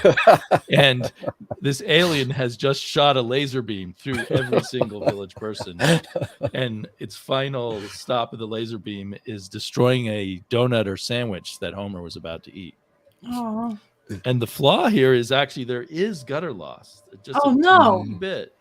Later in the book, there's not gutter loss, when you get towards the middle, but this is near the beginning. So I wish they'd put this further into the book. And is that Smithers in a Burns robot? Yeah. No, it's Burns in the Burns robot. Oh, it's Burns. Okay. Smithers in the bottom part and Burns in the top. I'm sorry. Great. Right. Let's see if I can. And Moses here dies. Is that great scenes, man? And the kids. Oh. So, I mean, it's not as brutal as a normal Darrow thing, but it's just a ton of fun, and I'd love to see more of this from Darrow. You just got everybody in here. You've got an alien lighting the cigarettes of the sisters, or the 2 twins. They're getting their names right at the moment, but I love that. Just all the touches are so Jeff Darrow in the world of The Simpsons. I love that. Now maybe they're gonna come out with a poster. That would be spectacular. This would be a fantastic poster. They really should. So the whole book, as you may have seen in Angshuman's video, is by theme. So we're working our way through invasions from beyond, but then there's technology run amok, trick or treat, chilling killer thrills from the shadows, and there's going to be 3 volumes. So people on Twitter were asking me, hey, do they have all the things from these artists or those artists? And it's just scattered throughout depending on where it hits the themes. So what we've read so far is The Little Shop of Homers, which takes The Little Shop of Horrors and spoofs it, and Lisa is doing a science experiment, and one of Homer's toenails got swallowed by the monster plant, and so it takes Homer's DNA and eventually becomes there will be spoilers here, sorry. He becomes a donut eating plant. and they have the plant at Apu's shop to attract customers. Everyone comes and buys donuts from Apu and feeds them to the plant. But when they run out of donuts, it starts eating humans. So, but there's a happy ending for everyone but Apu, whose shop gets destroyed. Oh, Apu. So I apologize if you don't want spoilers. Well, I guess I just spoiled that. But you may want to skip a little bit. It just seems more fun to just sort of tell the story here. So And it it's says got all these little extra bits, like here's a kind of like those Mars Invades trading cards. Here's a trading card, number 27, poaching a pooch. Yeah. So I wanted to ask, because it says volume 1 on it. So is that going to be a series of omnibuses? There's going to be 3 volumes collecting every Halloween story. Oh, I see. And the secret of the Simpsons comics is they're not just cheap adaptations to make money off the show. They're their own thing. They're these great comics. There was an app with Simpsons comics on it, and my daughter and I read a lot there. And there's a lot of these fantastic spoofs of superheroes, and you can tell the writer just knows everything about Silver Age Marvel and is spoofing it through the Simpsons. May I ask, when did you introduce Simpsons to your daughter? What age was she? I wonder this. Maybe 7. Oh, okay. That's and I picked carefully at first. Okay. So you were wearing, because some of it's only till recently that she could take the Halloween episodes and things like that. And the episodes that have Itchy and Scratchy in them were problematic early on for her. Because she was bothered by the joke scenes of violence. And of course, she now understands the jokes in a different way than she did back then. Yeah. So early on, like we watched a few Lisa Simpson episodes because that matched her interests. Like there was one where Lisa and her friend make up an imaginary country, kind of like Narnia. Oh, wow. So, but these comics, if you like to read comics with your son, these comics work really well. Okay, cool. Because it's not as intense, and you can quickly flip the pages and see if there's anything bad. The thing is that my son loves intense, which is actually weird, but he loves Halloween now. Everything like ghosts, anything with ghosts, he goes absolutely bonkers. He goes like jump from happiness kind of thing. So it's kind of weird, but yeah, he loves it. Well, maybe your library will have this, or maybe they'll have some of the earlier trade paperbacks that contain some of this material. No, I've seen it. Actually, the library has the kids area, and they have a vast choice for the kids stuff as well. So hopefully, maybe we can just look at and see how. And I guess they would stick this in the kids area, but this is definitely for kids and adults. It definitely works both ways. Okay. Yeah. The comics generally have a greater consistency compared to the TV show, and they have a freedom to explore things that you can't in a TV show. They can do a 1-page gag. They can do a very long story. They can do all of. There's one that's continues for like 4 or 5 issues of Bartman. Their joke on Batman. Yeah.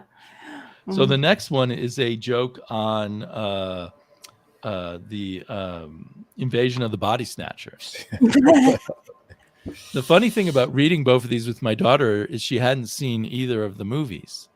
So, and it reminds me of when I was a kid, I would read Mad Magazine versions of movies, and I would know the movies first from Mad Magazine, and then years later see the movie.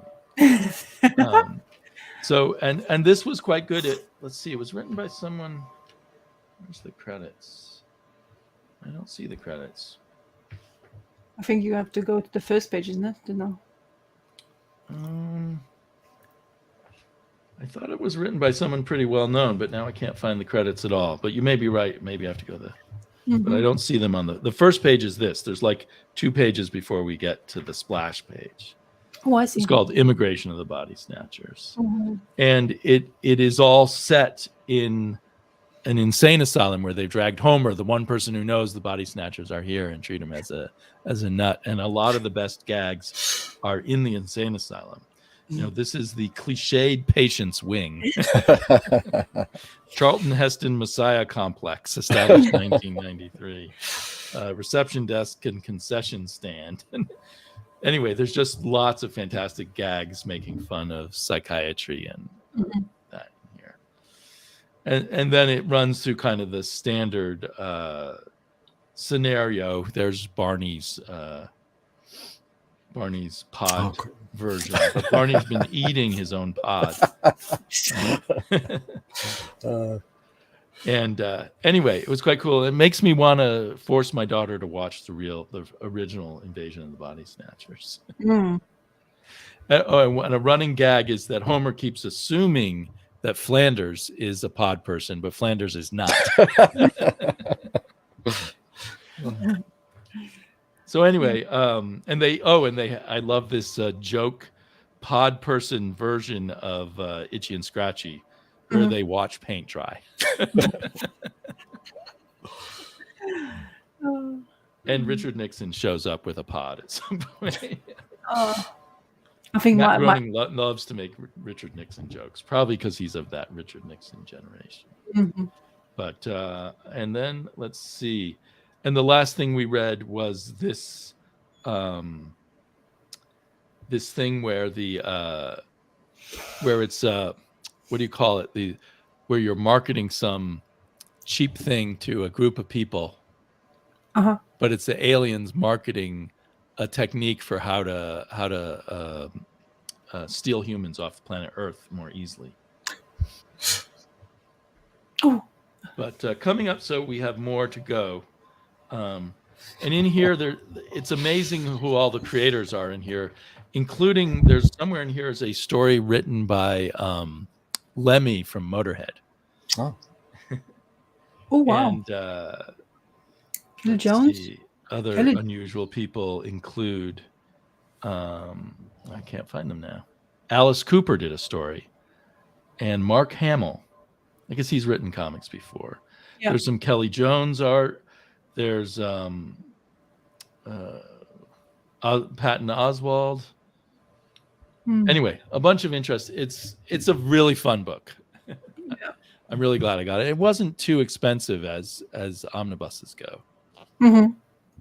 And as For the Love of Comics pointed out, it's a more manageable size. It's not like a giant, super heavy one. Of course, then you have to buy three volumes, but still, as something that kids can look through too. That's helpful. That's very intriguing to me now. Damn it, Jeff. Yeah, Damien, I got a question for you, but just one quick comment. So I told you I was like using all my willpower to resist buying it.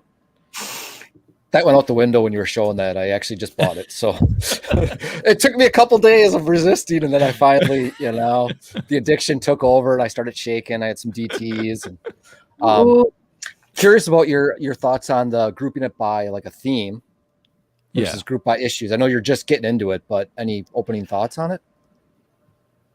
I think that makes sense. I mean, us comic collectors want everything in order. But I think as a reading experience, say you just were an average Simpson fan and you had some children who were Simpson fans, and you sit down and you can look at the table of contents and say, what kind of story do we want to read now? You want to read about an invasion or about a parallel universe? Or, it's kind of, I think, a fun thing for a book that you share, as opposed to just something for a collector where you want issues, at, one I suppose in order. And we're used to having the continuity of story, and these are kind of like one shots, basically, right? They're all one shots. Yeah. The continuity resets every time. It's the treehouse of, on top of being a comic book about the Simpsons, it's the treehouse of horror where they can kill everybody in Springfield and end it right there if they want. Yeah, and you can just spend a lot of time just looking at the cover. It's beautiful. You can buy it for the gorgeous cover. Great jumping on point. Yeah. So it does leave you as a collector with kind of a queasy feeling because you want everything in order. Yeah. I think they do give the dates when things came out. Let me look. Yeah, they do. And some of them are like an individual Halloween story from another Simpsons comic that may not have been all Halloween stories too, which could drive certain collectors a little crazy also. I'm waiting for the first person. We're going to see a video out there. You can mark my words. When we get all 3 volumes out, somebody's going to cut it up and custom bind it with the issues in order. There you go. And someone on Twitter was complaining to me that they purposefully were ripping him off because he just wanted the contents of one issue, and now he has to buy all 3 hardback volumes. But I think in that case, you could just pay whatever eBay charges for that one issue and just save a lot of money. And this is not, this is not for that. This is for just people who love The Simpsons, not people who want some specific comic. And it's also, another thing is Simpsons is completely out of print because Bongo Comics ceased publication. That was Groening's own company. And so now they've come to a deal with Abrams Arts. And I think Abrams is a regular New York publisher who's now going big time into making really nice comic book hardcovers. Abrams is the one who did the Alex Ross Fantastic Four. Right. So I think it's like a new thing they're going after, is this kind of higher end comic book market. Yeah, seeing the art blown up in that large style, that large format right there. The colors really pop. The art pops. That looks great. I can't wait to get it in my hands. Yeah, it's well worth it. I forget what the sticker price was. Oh, here it is. Yeah, it's $40, and then you get a discount online. It's a very good deal. Because if you a Marvel omnibus, which are not nearly as nice, but have more pages, are usually like $125, $150 list price. And DC seems to be going to a regular price of $150 now. I don't know if you've seen that. Oh, what? I didn't realize that. Yeah, so they're like, all their new solicits that I've been getting have been for like the new Batman and Robin by Tomasi, which is a reprint.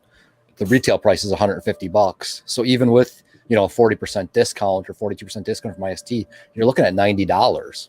Right. Jesus. Right. Yeah. What the hell, man?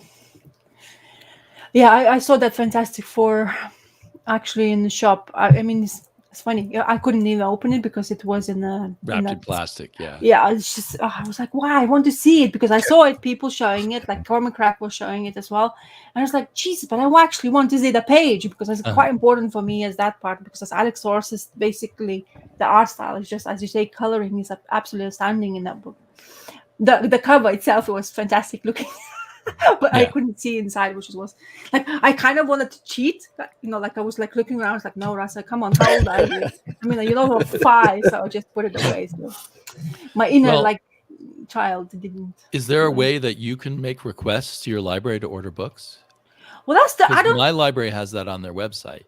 I looked it up, to be honest, when you mentioned your stuff. I looked up, I looked everywhere, and I could not see for the life of me who is in charge of buying this kind of stuff, because it would be quite curious, because they choices of books they do quite a good variety of those DCs and Marvels, of course, but they really go into realm of unknown, which is great. Fantastic for me, especially, which I basically tend to go now more often than anything else.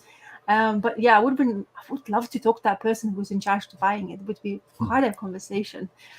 Maybe I would be like really nagging and it's like, shh, don't speak, because you have to, the libraries, I don't know how your libraries are, but they still come to libraries really quiet. It's kind of surprising. And there's the kids section, and they have this like really heavy doors. You can basically barely hear those kids. You can't hear the kids. Yeah, but it's kind of weird. But I've known that for like the beginning of when I came to this country. I went to library because of the school. And I was surprised how quiet everybody is so polite, and it's just like bizarre, but it's fantastic if you want to just sit down and enjoy yourself, because it's great. Our library's not that quiet, but it's a little bit hushed.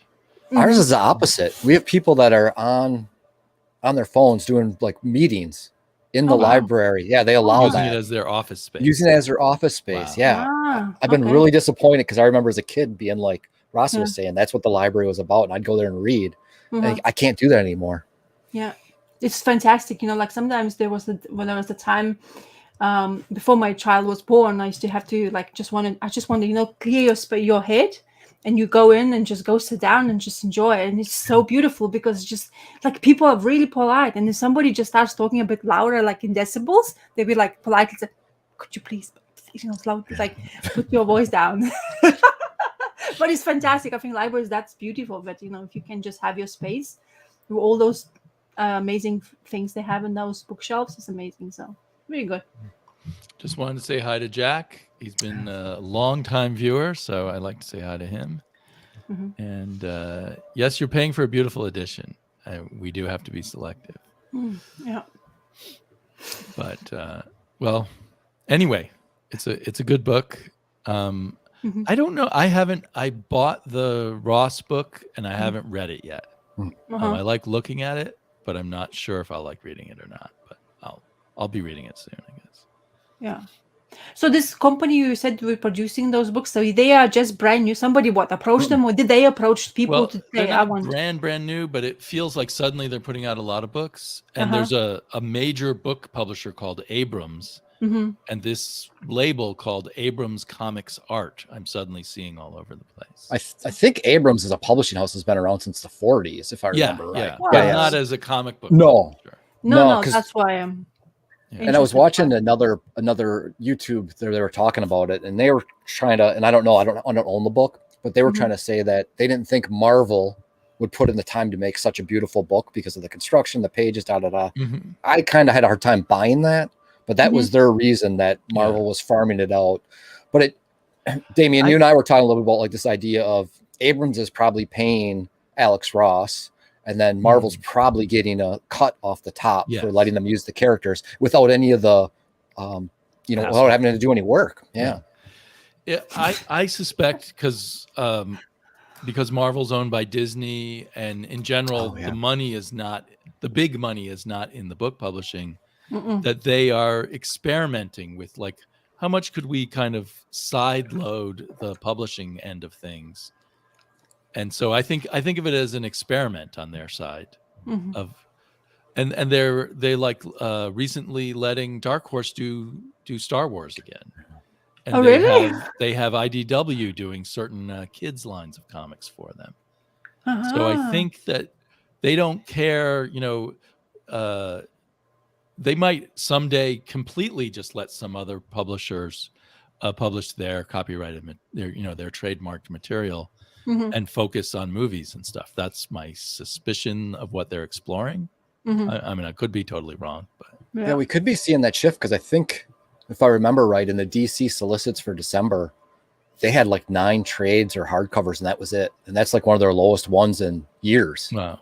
That I wonder if both publishers are either feeling the effects of the inflation costs or whatever's going on in the industry, if we're starting to see a little bit of a change now at this point. Because normally, you're getting 20 books out of DC every month. And DC's gone, I mean, their mother company has gone through so many changes recently. Who knows what's going to end up happening there. Yeah, that's uncertain for sure. And I think in the paper market, it doesn't help. The cover doesn't help. All that kind of stuff happens. And we're cycling through some heavy times at the moment. So I think that's also in the back of the heads for the companies like that, if we can cycle through something. And as for us, if we have kind of, at the end of the day, for us, it's more choice. And we're getting those characters coming through, especially in those hardcovers. I mean, they look quite good in production. This looks good, the Simpsons one. So for us, it's a win, as a collectors to get that kind of stuff, especially of a quality, because that's what it is. If you produce something and you like those, like Dark Horse is well known for the production, of the value of the thing, and you always wanted to get them because you kind of certainly know that you're going to get some like really good products. So great to see that those Marvels maybe, hopefully, or DCs are maybe coming out with something good, but like price tag is going to be another thing. So thanks for joining us, Garage Geek. Exciting to discover a new cool channel too. Thanks to Matt. I just had one other thought about that. It could be just my imagination, but I think one of the problems with those fancier hardbacks is keeping them in print. And I wonder if someone like Abrams Arts could keep them in print longer. Because I think that involves how much warehouse space you have and other sort of built-in kind of physical aspects of publishing. So I think one reason the Omnis go out of print is because they're big and heavy, and so let's just print enough that we can sell in a month, and then we don't have to worry about where to warehouse them and ship them around and all of that. But perhaps someone like Abrams has, being such a long time hardback book publisher, may have better facilities for that. That's kind of deep into the weeds of imagining what the publishing business is like. But I used to, when I was interested in being a novelist, I used to always read about issues about keeping books in print and how difficult that was, and tax laws affecting it and stuff like that. Wow. And of course, there's a paper shortage right now. I'm surprised in a way that more publishers haven't raised their prices, but that stuff from DC that you're mentioning is probably reflective in part of that. It's going to be interesting to see what happens with their sales, because those books that were $50-$60 discounted are now $80 to $90. I don't know if they're going to sell at that price. Is that a tipping point where people start saying, no, I guess maybe I don't need that book? Exactly. Yeah. Yeah, because at $60 buying a huge omnibus, I'd say, oh, yeah, I need that book. Wow. But I'm not so sure at 80 or 90. Yeah. Okay, let's see. Are we back around to Matt? Yep. All right, I got a single issue here. Get this out of the package. So are you guys familiar with Josh Pettinger? That name rings a bell. I'm not sure. Oh, you know what? I just received that comic in the mail and haven't read it yet. Power Wash? Yes. Oh, maybe I'll go on to something else then. No, you can talk about it. I have heard someone else who spoiled the comic already. Okay, all right. Because I don't want to give. There's the big reveal is great, and it comes in the middle versus the end. But this is Josh Pettinger's. And in fact, I flipped to those pages and saw what was going on. Okay, all right. So someone spoiled it on their show. So I won't feel too bad about it. Light problems here, but it's mainly done in black and white. Rick Ray knows other comics. Oh yeah, this is my first time discovering this creator. Yeah, I wish he would reprint Goiter's. I think they're up to issue 8, but unless you've got a hold of them, they're impossible to find. I think I've got 3 or 4 issues of Goiter that he's done. He's got a real simplistic art style, but this main guy who is Tedward ends up, his girlfriend breaks up with him. Right away in the tilting beginning. It a little different. Sure. For some reason, the lighting is washing out the page. Yeah, let's see if I can. There we go. Yeah. Okay. Got it. So we got and the guy with the black in his hair. This is a guy who Tedward's basically going to kill himself. He's going to go jump off a building. This guy comes and says, "Don't do it. Come down and see me." And he comes down there, and this guy. So there's a little bit of a take on like these pitches for companies that you have to buy their product. He gives him the pitch that you're gonna have all the good looking women, you're gonna have the really beautiful condo, you don't have to kill yourself, I can help you out. And there's a picture of Tedward sleeping, and then so he's basically trying to pitch him into like one of these companies that you buy their products and they're gonna take a little bit out of your paycheck each time. He's gonna make Tedward a success is basically what it is. And Tedward has no idea what he's going to end up doing. But the next day he meets this lady, and they've got this machine down here. And she's going to be the one that trains him. And so it's this like he gets to this scene. Now here's the 18 and over scene. But he gets to this scene. Close your eyes, everyone. Yep. And he's basically got a rich person's orgy. And you can see him down at the bottom of this page here where he's got like the Ghostbusters backpack on and they've got spray. And so they basically are in charge of cleaning people up. Oh no. After so you can see like at the top, this lady's got cum on her leg. She's got cum on her leg and we need a power wash right away. And there's Tedward just totally baffled. Like, I don't know if I can do this. So yeah, I'm not going to show much more, but it's one of these like 32-page issue. I don't remember if this was Birdcage that produced this or if he did it himself. Yeah, I'm not sure. It might be self-produced by him, but I've really fallen in love with a lot of Josh Pettinger stuff. He's kind of an underground indie guy at this point. Yeah. He does a one-page backup story, one-page panel basically in the back of a Nate Garcia book that I've got, Gecko, that I really like. Goiter was really good, and then Power Wash. So if you're interested, definitely go check out his work. He's got this really strange sense of humor, but that's about the middle of the book. I'm not going to give away what all happens at the end, but I really like it because it's another one of those like, how much story and how much comedy can you pack into just a 32-page comic in a single issue like that and not have to keep the story going?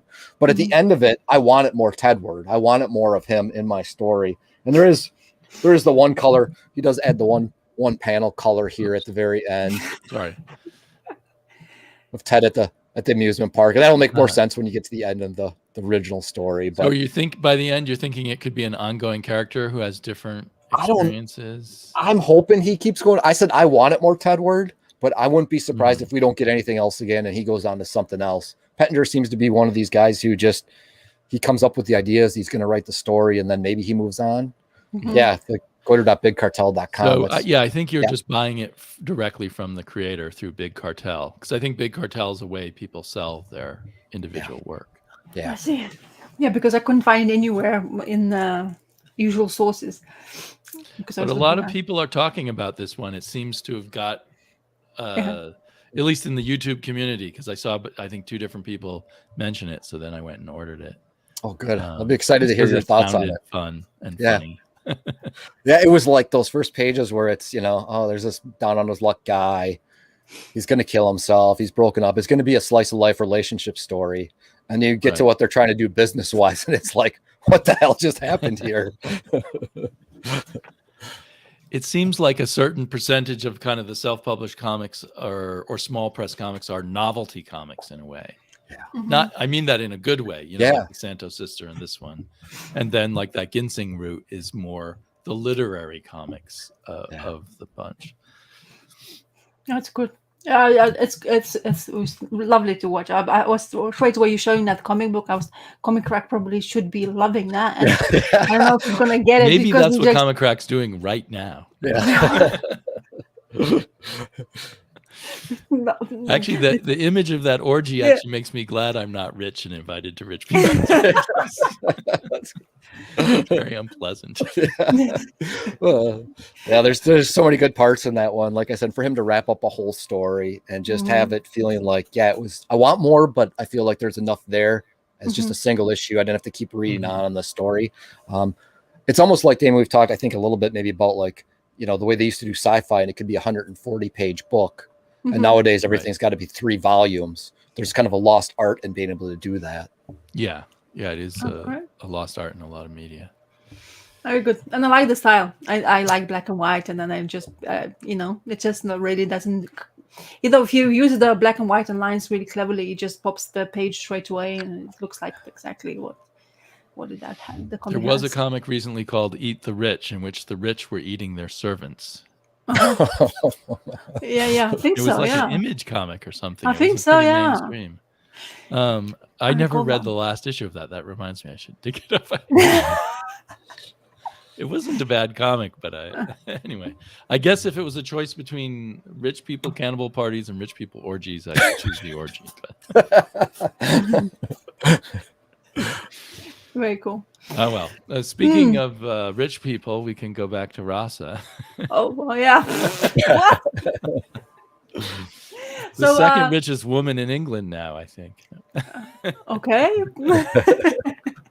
So I finally got hold of this material everybody was raving about when just a couple of issues came out on YouTube. I remember you guys were speaking about how confused you were. So this is the first volume. For trade. Yeah, this is the first volume. So is it how many issues now is on the shelves? Because I'm wondering like how about far 8 issues so far. Oh, okay. So okay.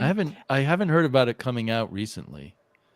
They put out a few more issues after that volume, and then seem to have slowed down. So it's the first 6, I think, volumes, or first 5 volumes. No, so the first 6 issues of this in first volume. Thanks, Rick. Oh, it's on the 9. Okay, cool. Because it says volume 1, so I was curious because I'm not following it in singles. I was like thinking what it is. Anyway, so my library has the first one, which is great for me, of course. And I wanted, just to see what this James Tinian's going into a different realm of kind of like, not your usual DC work that he was putting out and famous for. Right. And I really enjoy, of course, the art by Alvaro Martinez Bueno. Really interesting art style for sure. And it was at first very intriguing to see how they start the story from each issue, because it does kind of show you which issue in compiles it doesn't, and like it has covers as well, so you don't get confused on that point if that works for some people. But anyway, I just see the scenes where basically each issue seems to be a character who is in that lake house, telling the story of their perspective to what's happening. So we have first an artist, a female who actually knows the person the guy in charge of this kind of gathering. So it's very. I liked to see like it read really easily. To be honest, that it was quite actually read quite a bit of the reading, because it has this extra material of the emails you have to read, or extra materials of that what they have to basically eat. And Matt, have you read this, or have you? Do No. you know any? No. Okay, so Tinian's the fourth work on this. A lot of people are speaking about it, so everybody was like unsure because quite confused. One thing what was hearing as well when people were talking about this comic book, how confused they were, because there's quite a few characters and there's quite a symbolism going on here. But at the back of this graphic novel, they basically tell you who is involved. And it does really kind of help, because I was flipping back and forth, because you do recognize they look differently, but sometimes when the scenes are there, kind of like mishmash of characters, because art style and stuff like that. But it was really helpful to have this, because all those symbolisms were quite, I think, important to tell the storyline. But the art style is definitely. Ooh. Do you think? I don't think it is a. I think it's digital for sure, because there's lines where you could basically kind of see it, kind of like digital brush working. But the way the scene happened, where how they found out basically what this guy, the Walter, is all about. So the girl basically takes the like fire stick and she just bashes his head, and it's basically twists this around and it goes back to being normal, and everybody just freaks out, which is great. So it has really good tones of like mystery towards it, like in a way. How you would describe this is like horror slash kind of like I don't know. It's more kind of like Lost in a way. Maybe, but it's kind of interesting how he takes a scene where you basically take a group of people, friends of his apparently, from schools even, or people who he's just met to go on date on, and gathered them in this lake house, which is fantastic, beautiful place where everything is available to you, and then discloses informations and see the characters' reaction to situations around them. And to not spoil a little bit too much, but there's lots happening when they go to this lake house, what's happening around them in the real world, let's say this way. And it doesn't happen really good things, especially like people dying, and the symbolisms the Tinian is playing about is quite interesting. When I was reading this from the couple of issues onwards, I was talking to my husband about it. I was like, I probably know where he's gonna go, but I wasn't sure as far as what intent of this comic books was, or so far, because at the end of the day, it's still just the first volume, so we don't really know exactly how everything is going to go through. But all those symbolisms and all those like statues, and like what's intent of that alien, because I'm not sure if it's actual alien who done that. I am not talking too much about it like throughout. I don't want to spoil things, but it's intriguing enough comic book to go through, and I think it definitely helps to read that in full format rather than like a graphic novel for first 6 issues, because I know how I would be feeling after the first issue. First issue felt really stale to me, because it showed a little bit of a conversation between our like main character, who is basically going to do this thing to them, also introduces to some of the characters who's going to be there, but then it stops and you're like, so what did I just read? That kind of like question mark. And then I was easily to go into the second one because it's collected. So in that sense, it wasn't giving me a bit less of a headache. And I probably would have lost some information as well, because he's compacting information in this quite heavily, because I think he's trying to make it like cleverly paint a picture to people's behavior to situations where they are uncomfortable about, especially when it comes to enclosed environment. So that was very interesting and intriguing as well. So I think like a little bit of psychological drama, maybe that symbolisms, it's very intriguing to me for sure. But so far interesting, and it's good to get hold of it and actually read it and experience it.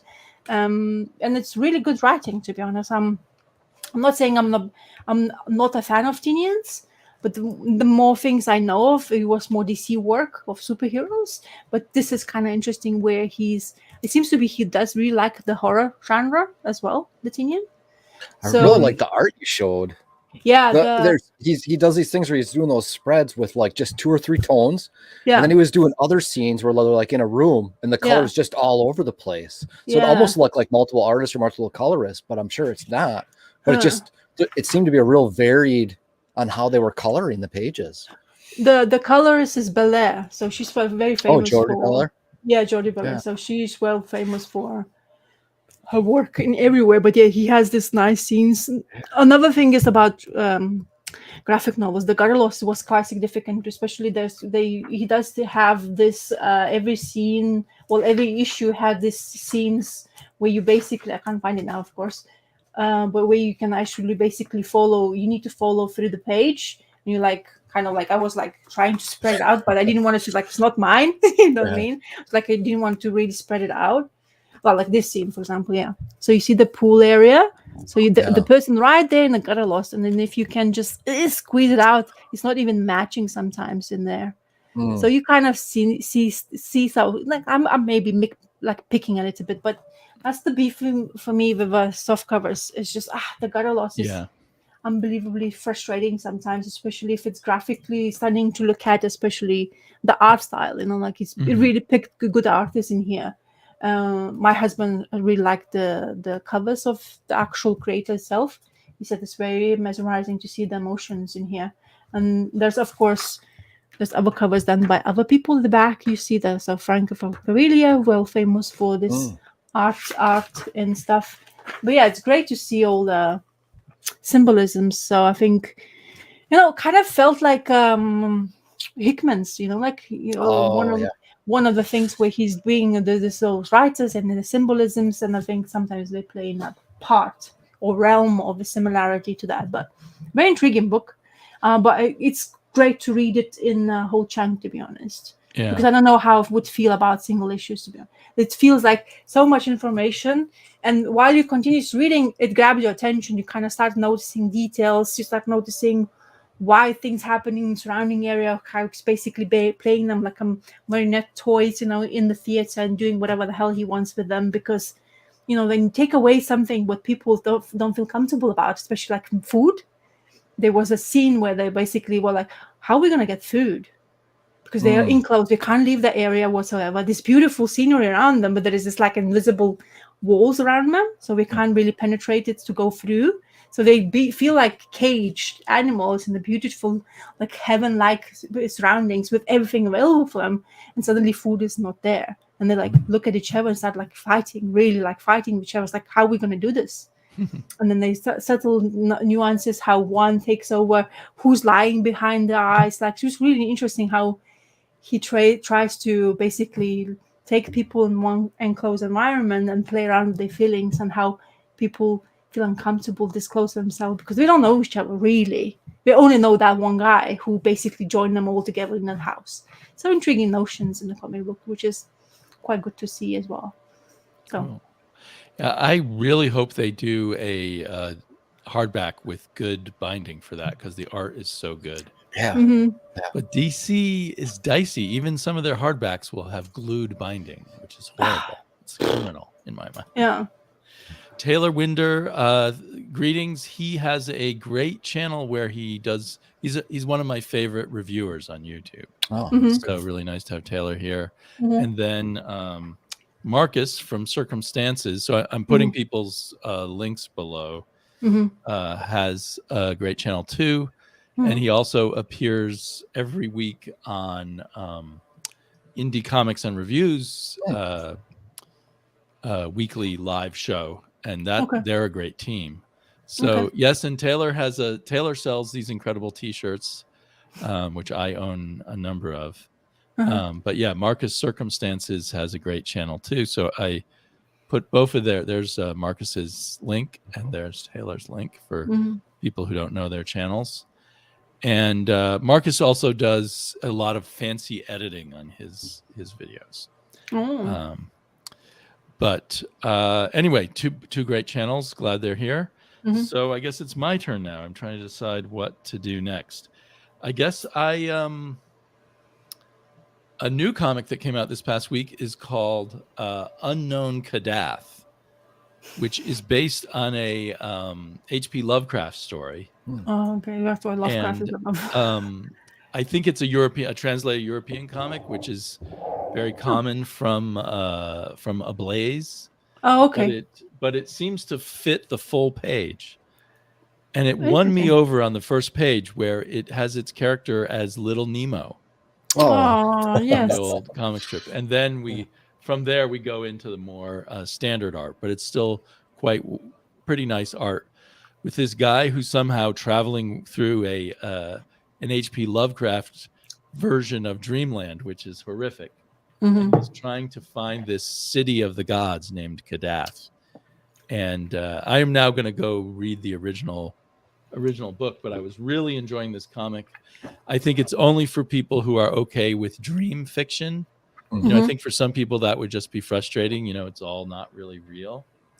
But it's this really kind of disturbing, dark fantasy world that the guy just kind of wanders through.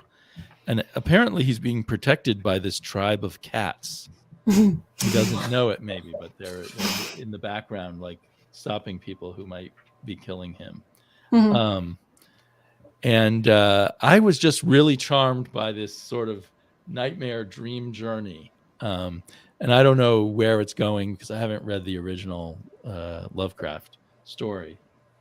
It's one of his longer ones. I looked because I have a digital collection of all his stories, and it's 100-page novella.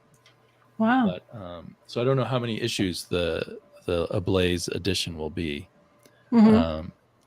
But so it's not for everyone, but if it sounds, you know, if you like the idea of kind of a dream nightmare journey, I think it's done very well.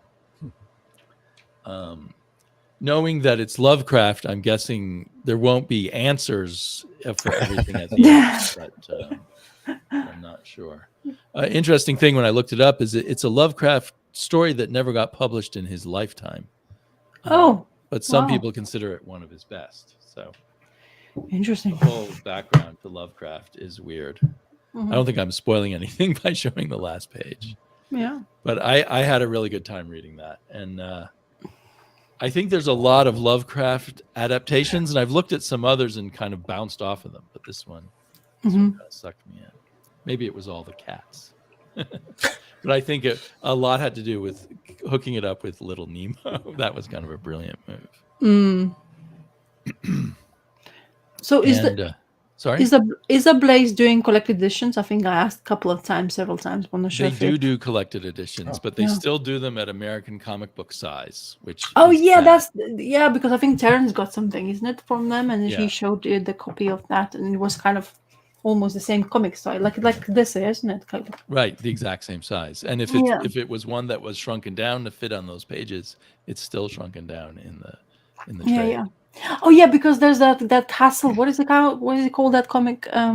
Right, the Animal Castle. Yeah, Animal Castles, and Terrence got down. he got hardcover, and he says it was still like shrunken even on that in smaller size, and then still kind of shrunk in pages, which is kind of sad. Wait, it was smaller than the hardback. I hope it was smaller than the singles. Yeah.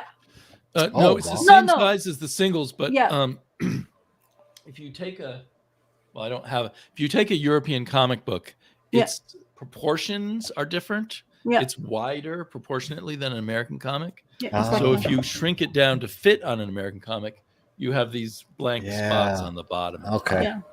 And you usually notice, hey, the print is kind of tiny in it. I have to struggle to read it. I got that on my wish list after Terrence went through a bunch of books and just talking about how good that one was. Yeah, so Ablaze publishes a lot of cool stuff. It's just unfortunate that they stick with the American comic book size. I think they don't want to because while expanding it, so like you say, the format is kind of difficult to put in the format of American style comic books, because that's what selling points at the end of the day if it's a comic book format. So it's a sad thing, because kind of like I guess you buy a magnifying glass of that kind of thing.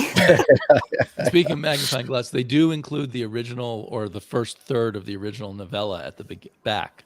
Really? The print is so small that you're not going to read it this way. So I'm going to read it on my Kindle app on my iPad. Right? Print whatever size I want. How much is single issue from Ablaze these days? They're regular $4 comics, Oh, okay. $3.99. That's So not- I assume £4, or have the prices gone up as the exchange rates changed? Yeah, it's keep on teetering up and down, up and down. It's like, but I'm still getting some of the discount from my guy. But he's like, I'm really trying my best. It's like that. I know, I understand that. I don't want you to go into problematic with business, because at the end of the day, he still needs to make money. So, But obviously, something like this makes sense waiting for the trade. And as I said, this one seems to be in the regular proportions, so it fills the whole page, and it doesn't feel too small. I think it's of Italian origin rather than French. I see. Judging from the copyright, where did I see that? It's copyright by Florentino Fiores. I guess I don't know where it was originally published, but anyway, it's a lot of fun. Maybe your library will get it. Well, never know. I can't count on them all the time to getting everything new, because I actually now, surprisingly enough, I went just the other day to library just to pick up some couple of those trades. Read it like that. It's like, oh my god, wow, what the hell is going on? It's like I've kind of like a couple of shelves already. I've read them. I was like, oh, wow, I actually read quite a few comic books, to be honest, because of the library of mine. But this, because I like my Hellboy or Lovecraftian realm anyway, of that, it appeals to me straight away. And that page, I know why it's so selling point, because if you show that, I never got hold of that because it was a price in that time. But that Little Nemo ginormous edition, the ginormous one, I would like to get that. Oh, you didn't? You don't have that one? No, I felt so jealous. I think it was Earl Grey got it for like 50% off or something, and I was. I saw it in the. And I went to their website, and it was sold out. Because I saw it in the bookshop, and I flipped. Like they let me flip through it, and it was so amazing to look at. But full price, it's $200. Yeah, that's what I'm saying. Yeah, and that comic book shop which I went to while they were still open, they were pricing it to the max. I was like, oh my god, that's way too much for me. But the quality was fantastic, and the page size is just like, I mean, you barely could basically hold it like a poster, basically in the book format. Fantastic. The art is just splendid. Oh, beautiful to look at. So they're going to publish a slightly smaller version soon. Oh. But the problem is with Little Nemo, it was published when newspapers were ginormous. Yeah. And the print is fairly small.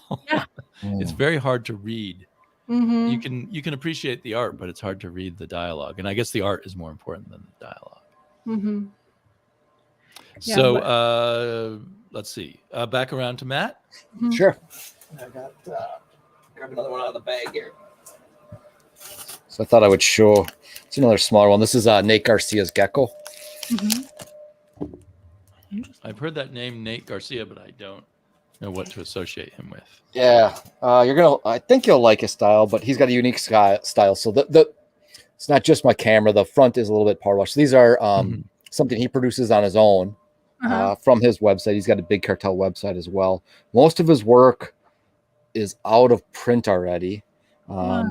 Except even for on his own website. Even on his website, yeah. And this one's not. So his big one was Muscle Horse and Alonzo Sneak.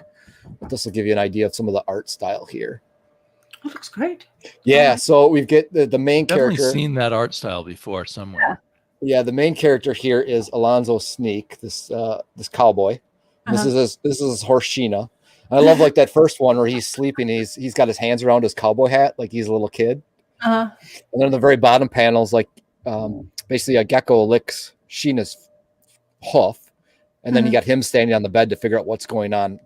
And so he mixes this little kid cartooning style, but he also brings in contemporary issues. So like at one point he's upset with Sheena, where this hand right here, because he was having a great dream and it was about Lady Gaga and how she wanted to get all up on this. And so at the very bottom here, I love the panel where he makes Sheena cry. He kind of yells at her. And so he's got this real Western feel, and they're just going to go in and get a burger. That's their whole goal now at this point, is to go in and get breakfast now that he's awake. And we meet some other characters, and the gecko again follows them in. And this is somewhat based off of this weird true story where his little sister in real life used to be able to used to keep a lot of pets, and she was horrible at it. And so, is that the panel? Yeah, basically here at the bottom, he jumps off the horse and ends up squishing the gecko. And his sister did that. His little sister did that when she was taking care of a gecko. And so you get it like under his foot. Oh. And so this is Alonzo. His name's Alonzo Sneak. He wears sneakers, but the rest of him is done up in the cowboy. And this is a smaller comic. You can see it's like a third of the size or 2/3 of the size of a normal comic. Yeah. The Alonzo Sneak one he does is full size, and his artwork really deserves to be seen in full size. Mm-hmm. But this one packed almost more story because he did so many of these 12 panel layouts. Yeah. And he packed in a lot more story, I felt like, in this one. And basically then he goes about, I'm not going to give away anything further in that part, but there's a backup story. There's actually, I think, 2 backup stories. Yeah. I'll show this. This one's a real quick half-page backup story of Nate Garcia himself drawing. And then he decides to go and take a break because it's nice to do walking. And then this guy right here asks him, he says something about like, I bet you got a nice pussy. And it's like, dude, I'm a guy. But then he goes home and he looks in the mirror without his shirt off and I'm so fucking hot. And then there's another backup story, another one. And then it ends with Josh Pettinger again here. Does this. This is the one I was referring to, where he does Little Alonzo. And he basically says, I'll read it because I can't see from there. I want to be just like you when I grow up. And the grown-up says, you want to fuck your own mom while your dad watches? And that's the end of Alonzo Sneak. And so Nate's got, I love his stuff. Nate's got a new book coming out called Plum something. I can't remember the last part of it. But it comes out in October. He actually just tweeted out this morning that he's got 1 page left to write for it. And then next month it'll be out on his website. I've got a video up for Alonzo Sneak, and I'm going to have one up for a Gecko in the next week or 2. But you can get Gecko as of right now off of his Big Cartel website Alonzo as well. Sneak is sold out. I just looked. Yeah. Like And then, and Muscle Horse is one of his other ones. And that's sold out too. So is his very first one, which is Horn Rim. And he's doing. I'm thinking maybe I should get Gecko quickly before that sells out. It's a little painful because it's $10 plus shipping. Yeah, and I think it was only $2 or $3. And like one of the things I really dug about Nate was like he put in a photocopy of one of the pages from the new release, the Plum, whatever it's called. I can't remember what it is. And he just hand wrote on there like, please don't photo and please don't share. It's like he's kind of giving you a little something extra. Like I feel like I'm rewarding this kid, and he's a kid who I think he's 19 right now who's doing this, and he's like his day job before. So he just started cartooning at the end of when they took a break in March of 2020 when COVID hit and high school got out and they had to be released for so long. And that's when he put together the Horn Rim book. And he was then working at a zoo in Philadelphia doing caricatures. And then at night he'd go home and he would work on his comics. So he's got this really fascinating story. He has no love with superheroes. He likes just these kind of wacky stories. And I'm just excited to see where he's going to go, because I like his style. I like the coloring. He says he'll never draw on an iPad. He does everything by hand and then takes it into Photoshop to do the coloring part. But the pencils, the sketches, the inks are all done by hand. Lovely. Yeah. There's a channel called Ray Carcase, and he has.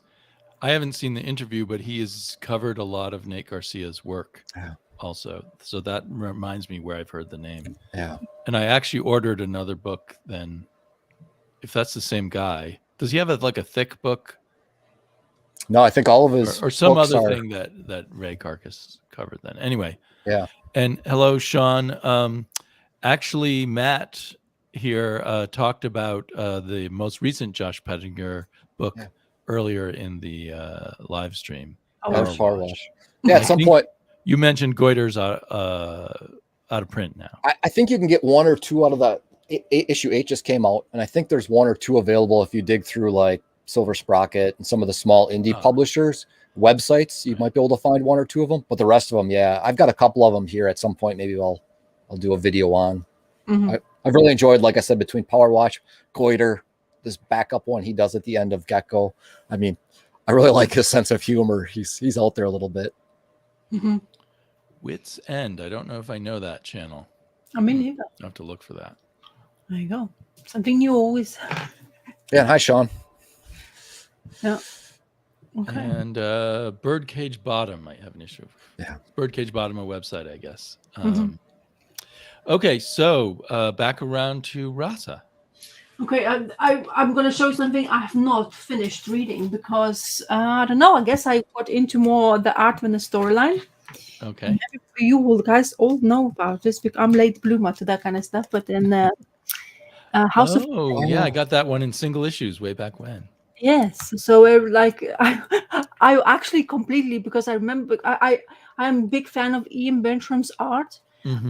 And then people were talking about getting singles, and there's another one with a bird name. What is his name? He came out with his art, the story Right. Little Bird. There you go. Yeah. And that I mean, the art was very good in House of Penance, and then he evolved even further in Little Bird. I want to own Little Bird, so I didn't look in library because I wanted just to get that feel of it before maybe I get the Little Bird. I always thought about it. I don't know why it took so long to get it anyway. It wasn't as expensive, but this is the comic book where I haven't yet to finish. The reason being is that I do like my horror in comic book format only, not in movies. I can't adjust that, not TV show either. So in this, but I don't know, maybe because of his art and all this freaky eyes, symmetry, and the way she's talking make me a bit uncomfortable the time I was reading. And I was like, okay, I took my time because sometimes, it's easy. This kind of a graphic novel is easy to read quite quickly as well. But this story is kind of disturbing. So Winchester House, and the lady whose buries her husband and daughter, and then she builds these rooms in the house. And well, Matt, you are from Wisconsin, so can you tell me what's the fascinating about Wisconsin in every comic book I know? What is happening in that little area of yours? Or not little actually, but you know what I mean? It seems to be it's covered with all these bizarre tales, and most of the time they say Wisconsin. Wisconsin's like, what the hell is happening in that Wisconsin that people are getting so many tales? And most of them quite disturbing. So maybe you guys can tell me. We are home to the origins of Jeffrey Dahmer. Okay, I'm not very familiar with Jeffrey Dahmer. He was picked up outside of Milwaukee, I think, with the serial killer who had like body parts in his refrigerator and freezers, and we've got a few of those from our state. You know, we got long winters up here in Wisconsin, so we need something to do. That's quite something to do. I presume some of you just drink beer and eat cheese instead. Yes. Watch the Packers or grow and pick ginseng. You know, so some of us are wholesome up here. Because and Ed Gein was also from Wisconsin, as Rick Ray noted. So another serial killer. Yeah. Oh my! He was the one who made lampshades out of people, if I remember right. Oh, only lampshades. That's so the Winchester House was in Wisconsin. I didn't realize that. They saying it is in Wisconsin. Oh, okay. I didn't know that. I guess I wasn't paying attention when I read it originally. Yeah. But anyway, so it's quite disturbing already. So this killer comes in who shoots people for I don't know for what. It doesn't really explain to you in a couple of pages. So she hires these killers and she takes away the guns, and she has this fascinating thing about the bullets and the way she talks about them. Oh, just powder and things just to kill the people in such a little. Oh, brass and powder. She's keep on saying brass and powder, and she's like play them like with a chessboard. So it's fascinating, and I think why.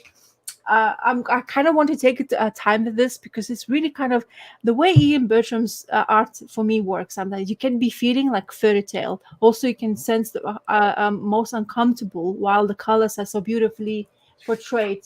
Like, you know, those nice bright colors with red cobblestone roofs and all that stuff. So it's kind of fascinating. But this kind of parts where that red thing happens while they talk, and it's just... freaks the shell out of me. Who was the colorist? Is that yeah, it's Stewart. Dave Stewart. Dave Stewart. The everywhere man. Yeah. Yeah, so that's what I'm saying. So I didn't finish, honestly, because as I say, it just went where and I was like, okay, I have to I put it away. And I was like, nah, I'm gonna go back to it later. So unfortunately, I thoroughly enjoy every page, like the scene when she basically she sees these red things and she just trashes the flooring, and the guy's like, oh my god, we're gonna have to fix this. So she keeps hiring all those things, but then nobody's doing anything to her, which is fascinating me, because the most guys who she hires are murderers, basically. They don't know where to be at, and she just basically hires them and puts them into this house to build this non-existing doors to a room which doesn't exist. And she creates this. She freaks out in one room while she sleeps, so they put her to sleep somewhere else. And then I know what's going on with her. Is she crazy? What really? It didn't disclose really much of. Because I guess you kind of go a bit mad because you're going in and like you lost your husband and your daughter. She's like 4 or 5, and the husband's like just 39, and she buries them. And I thought it was guilt over of where the money comes from. Oh, because they are like what the gun manufacturer. Right, they're one of the first big gun manufacturers. Yeah. And then that's what she does. She melts the guns and she creates these things. And then it doesn't really tells us what she's doing to them yet. I mean, I'm just telling you how far I went to it. Yeah, like, and the one thing she does is just like, if you come to work for me, you have to give away all your guns on all the like possessions of the gun. And she tells you what to do, and everybody just does it for her. But then the scenes like, the blood where she walks in and she sees that instead of just a normal room, which is kind of freaky and fascinating me at the same time. This kind of doesn't help me at all. That's nightmarish for me, like I'm really kind of like it. That's why I don't watch horror movies due reason, because I'm very like sensitive to afterwards to sleep. Mm-hmm. Comic book format kind of a bit better. I do have nightmares, but not as much as if I would. Horror movie, for example. This might have been one. Maybe I'm glad I read this one in individual issues, so you just got a dose of it every month and not all at once. Yeah, and you have this. The art is wonderful, though. Yeah. It hits the house, and this guy who she just hired, not hired him, she just pitched in, that murderer I'm talking about. He's bleeding because he was hurt, and she just looks at him and it's like, what the hell? Who is this guy? Why are you here? Who's employed him? Because she's supposed to interview every single person who comes in there. And it's like the guy just in the field, normal, feels like looking almost like enjoying his day, and he gets shot dead by that killer who comes into the house to live for a bit. So I think he's going to be quite of a catalyst, I think, to all the chaos what's going to be happening in this house. You've sold it to Celia. She's tough. She can handle the scary stuff. It's the Ian Bertram's art and coloring of those two is absolutely magnificent. It's a joy to flip the pages, even though if you don't want to read the storyline. But I mean, even myself, like, no, don't flip further because you haven't read it yet. But I can't just like, I go, it's like, okay, this is like, I have not read it, but it's just those scenes. I just can't, the expressions in people's faces, the emotions. This is her sister. It's just like complete opposite of her. So kind of fascinating. It just popped into my head because they're doing American sequels to the Incal now. With American writers and American artists or artists and they've got they really should hire Ian Bertram to do I mean, he's like a child of Mobius, but in a good way, not like imitative of Mobius, but working onward from Mobius. I mean, she just, it's a mirror image of whatever she sees in the back of it. So as I say, fantastic. And as I say, it's been a while since I don't know, when did they came out of this? It was like 5 or 6 years ago. 2017. So it's been a while. So it's good to basically come like, oh yeah, I've forgotten to read this, but it's great to, as I say, libraries, people, if you do have them, go just find them, because it's been a while. Definitely it's quite popular, came out, as I say, but the Little Bird is another thing on my list for Ian Bertram. So if I'm going to get hold of it, I'll show you definitely for sure the art in there. But fascinating, as I say, I haven't finished it, as I say, because I am not really digesting horror that well, especially gore, like the blood and emotional disturbances. That's work on my brain not in the right way. So I think it's all supposed to be what's in her head, maybe. It's her imagination as far as like what you sense so far. I'm not exactly sure for like the whole thing, but it's fantastic, as I say. But it seems to be this guy who just comes into the house is really going to disturb her head, and it's already coming into fruition. So I think there's a Winchester house you can visit. I always meant to look into that more. Those bizarre rooms, apparently, that many rooms. Maybe it was Tomasi had visited the house and then he imagined what was going on in the building of it or something. So it says a horrific story of a haunted house and one woman's mission to wash away the blood curse of the husband's invention from claiming her own life and soul. This is the tale about the guilt, ghosts, and guns, and how the fortune brings misfortune as a grim and determined woman oversees the construction of a house 24 hours a day for 20 years with a simple motto to keep busy building and to get busy dying. This is the back of it. Interesting. Oh. Yeah, I'm glad you brought that one up, Rasa. I think after I read Little Bird, I was talking about it and really liked the art, the lettering, everything with it. And Terrence was the one who actually pointed me in the direction of House of Penance. And I kind of forgot about that. He's like, yeah, you're going to want to check that out as well. So yeah, I'm like, I want to go a little bit as well. Yeah. I'm assuming the library edition is out of print, but yeah, I bet hardcover. So yeah, if it's Dark Horse, it's Dark Horse. So you would be looking stunning for sure. So yeah, highly recommend if you guys like to see what is inside in here so far. So it's definitely will be up your alley. And it's kind of, as I say, if you do like myself, your brain goes clicking and start to over analyzing the story you're reading. my brain start work overdrive, and it's like I get into that motion of seeing things as well. It's just kind of bizarre. Well, Amazon has hardcover editions for $35. It's not too bad. Oh, okay, cool. But but I already have the singles, so it's hard. It's tempting, but I think I won't. Are they hardcovers? I don't know if anybody owns it, but if library edition must be taller than this. Because, must be larger, and Dark Horse does a very good job of the production. Someone in the community owned a page from that. I remember them showing it. It might have been Travis. I wouldn't be surprised. Oddfellow Thoughts. Yeah. And I remember it was like on an odd piece of paper, like that wasn't standard size and maybe had a bit cut off of it or something. Like I kind of picture Bertram as this madman with all these different size pieces of paper and just drawing like crazy or something. And I think he's busy working on a sequel to Little Bird, and that's why we haven't heard from him, because that's probably a big job. I mean, it probably takes a long time to draw them. Anyway, so as I say, I wanted to have I love the art and style. It's just fantastic. It's right up my alley as well. The way and then of course having Dave Stewart in colors, it doesn't make it worse. So let's say this way. Yeah. The guy been working everywhere. Yeah, those pictures you showed look great. Now I understand why Terrence recommended that, and that must have been 3 years ago or so when Terrence recommended that one to me. Let's just say it's been a while since it's out, but the first time I heard of Bertram, he did a single issue of Batman Eternal. And all the hardcore DC fans got all upset that's bizarre art style just appearing in the middle of this weekly series.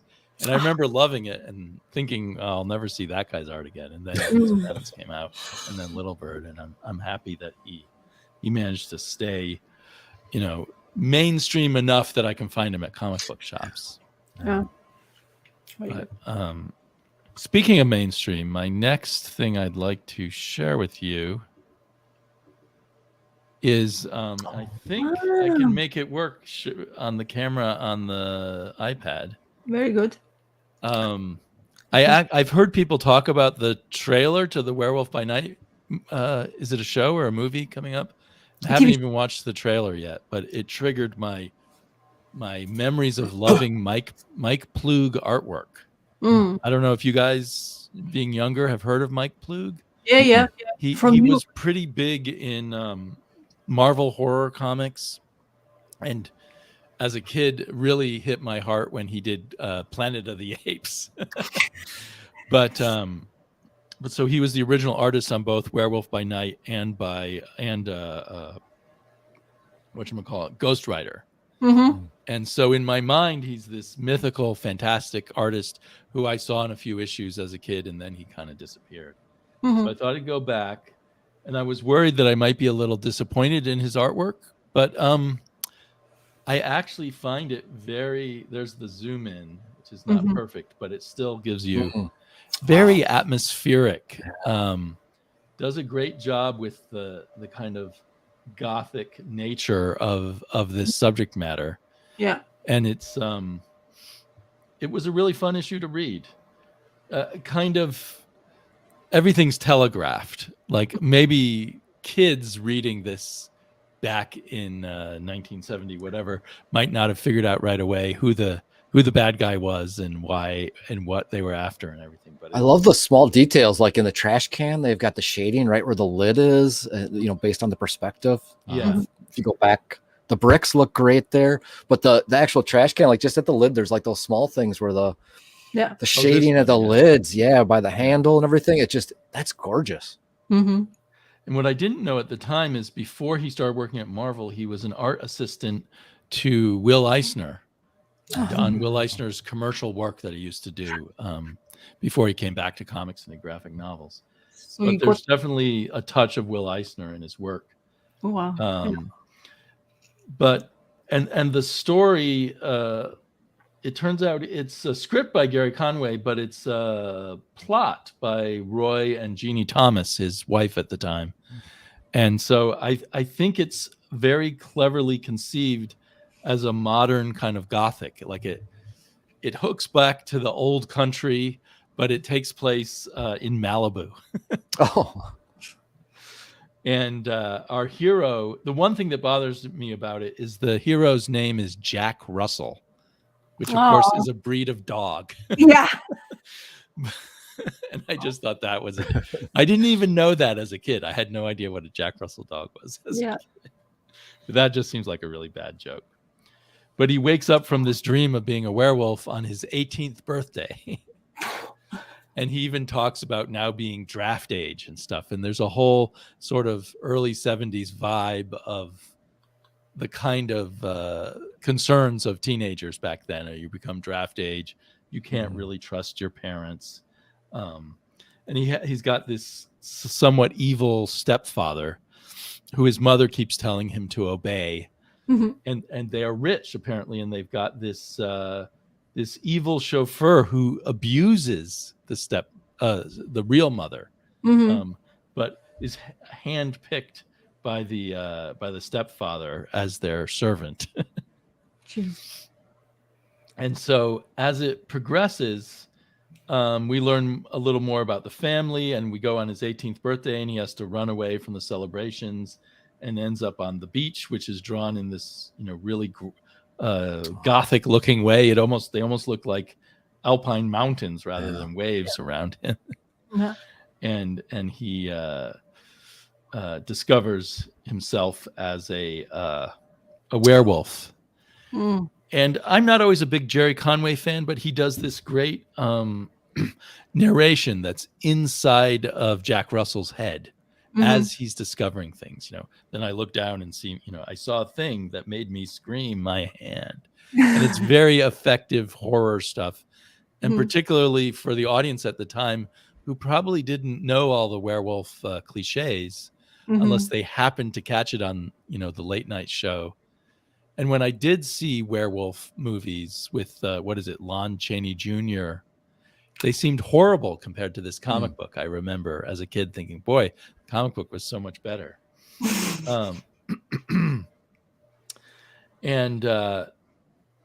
So eventually it developed. His mother ends up in a car accident because the brakes on her Cadillac didn't work.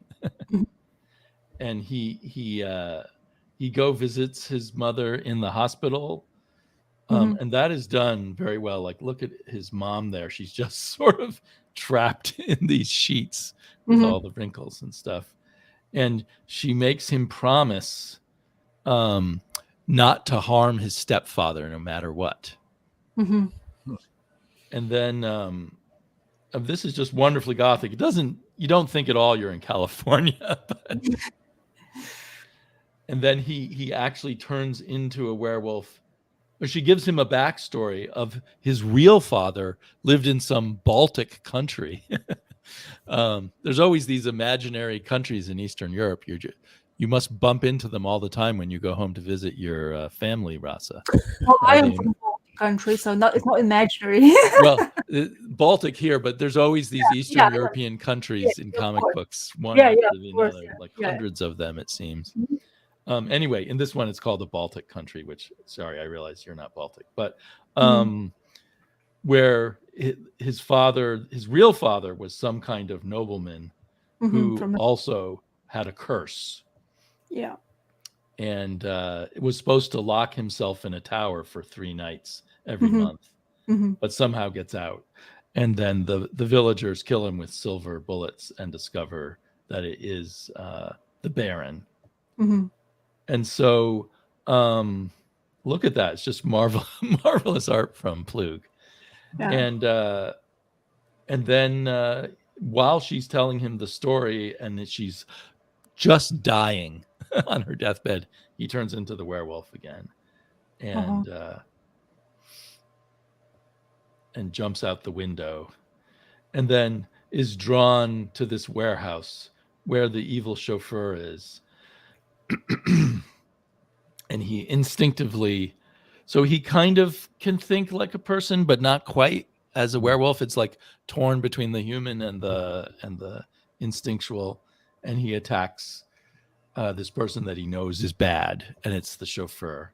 And then the chauffeur was there to meet the stepfather to pick up his $10,000.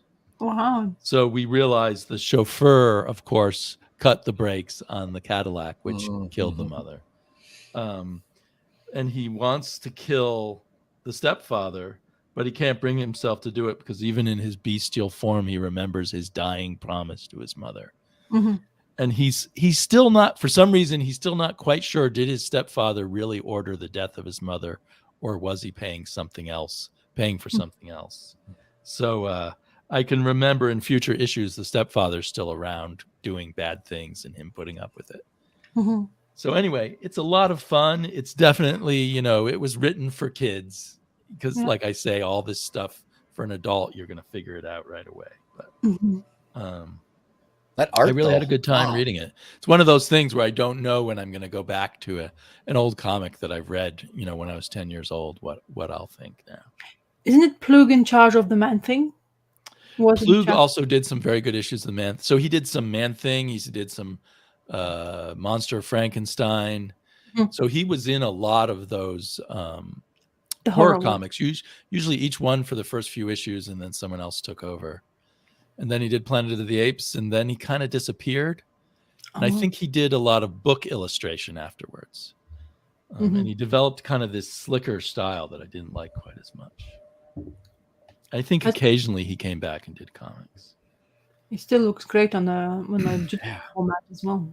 The colors are just poppy. Yeah. So if you have Marvel Unlimited, all of these books are there. So I'll definitely be reading some more. Is that one? Did you just pick up an issue of Werewolf by Night singles? I did. So I had it in my head, and in one of my recent hauls at the end of my review thing, I picked up number 4. Oh, okay. So this is from Marvel Spotlight. So Werewolf by Night was in Marvel Spotlight for a few issues, and then Ghost Rider took over. So those issues are really expensive right now. And then Werewolf by Night got his own title, and I picked up number 4, and that one was inked by a different inker. This first one was inked by Plug himself, and I think that helps a lot. Oh yeah, that's you gorgeous. You can sort of see him get kind of overworked, and it gets sketchier in some of the later stuff he did, or when he's not inking himself. I think he inked himself. Let me double check. Yeah, he inked himself here. And of course, they don't even credit colorists back then, but the coloring is actually quite good. Yeah. For the 64 colors that they had to work with. Very good. And I think there was an omnibus of all of this, speaking of expensive omnibuses, but I don't know if that's still in print or not. No. It ought to be still in print. I mean, now would be the perfect time to have it out. Well, maybe they're gonna re-release it now because of the TV show. I hope they do. I might be tempted to get that. Although I kind of, with this kind of gothic horror stuff, it's kind of nice to have it on newsprint. Yes. It kind of suits that kind of genre, especially like those backgrounds, and then I think that issue, particularly you were, is the first appearance of that Werewolf by Night. So Yeah, I think I think it's in the many hundreds of dollars range. Yeah. But if you Yeah. ever stumbled across a beat up copy that no one realized, it's Marvel Spotlight #2. Yeah. I'd love to have it in the newsprint version. Yeah. So Omnibus, I remember them. They just need, like when they came out, because the news break out, they probably gonna use the characters. So they came out with omnibuses, and I remember then, of course, with omnibuses, if you miss that buying part, it usually goes out of print and stuff like that. But yeah, talking about the TV show, if I'm correct, if what I watched that's the series we're talking, it's gonna be in black and white, I think. Oh. That's kind of interesting. So it'll be like it's an old horror movie. Yeah, but that's I think Terrence sent us a link to the trailer. I think that's I think you're talking about where you found out about it. I think that's where it is. Yeah, maybe I heard you guys talking about the trailer. Yeah. So I was instead of watching the trailer, I went and looked for the comic. Great. Anyway, but I think it's black and white, if I recall correctly, or has to be, because there was horror and it was Marvel, so something like that. Yeah. So the question might be: is just the trailer in black and white, or is the whole movie that's in black? why I'm wondering. Are they, because like sometimes they just and the color splashes out. Right. You don't know which way they're gonna go. It might be cool to mix the two, like when you're in the werewolf point of view versus the human point of view, or something. Yeah, or maybe they're just gonna go old school. But I wonder if it's enough market for that kind of stuff. That would be interesting to see what the people's reaction towards that. It's always uncertain at that point. And how will they decide to update it? Will they remove too many elements of what made it good? We'll have to see. But the trailer felt very old school. Let's say this way. The faces you recognize, because like when you see old school trailers of that kind of horror, you don't like, especially if you're not of the age, you won't recognize the actors who's doing it. Let's say if you're not. That kind of stuff. But when I watched this trailer, it's like, I recognize faces, but it's like it's supposed to be kind of old school. So it's kind of interesting experience in itself. So wait, but let's see. We never know. Maybe I will like it as well. I don't know if I can digest that, even though it's like. Yeah, Plug did Weird World, and then John Buscema took over, which was a strange change, but. So I'm going to have to go pretty soon. Do you guys have any other quick takes you want to make, or are you feeling? Matt, I'll give you 2 minutes. Yeah. I'll just say I read my first manga series. I'm into it. Wow. I'm into it. Yeah, I've never read before. So the small little Dark Horse. These are pretty small, and they pack 600 pages or something like that in there. So I like the fact that they're for like under $20. It's pretty. It's got 3 volumes, so you get a lot of story. But it is kind of a chore to hold at times, so I will say that. Right. But What's this is called? It's called the Kurosagi Delivery Corps Service. That's a fun. Oh yeah, I heard of this as well. Yeah, so it's I came about it, and it was there's 5 kids. There's the psychic, the guy who used the dowing, where they can with water, but he's able to find dead bodies by holding a chain. You get the hacker, and then we've got the embalming and the channeling. So one of the kids, see if I can find a picture of him, holds he's got a puppet that is somehow infused with an alien. And so, like, let's see if this picture will come through. So up here, he's got a puppet on one of his hands. You can see him holding there. And when the alien talks, it's all in caps. And so there's a bunch of these kids are basically, they're at a Buddhist college. And they figure out that they're not going to be able to find any kind of jobs as what are they going to do with a degree in Buddhism?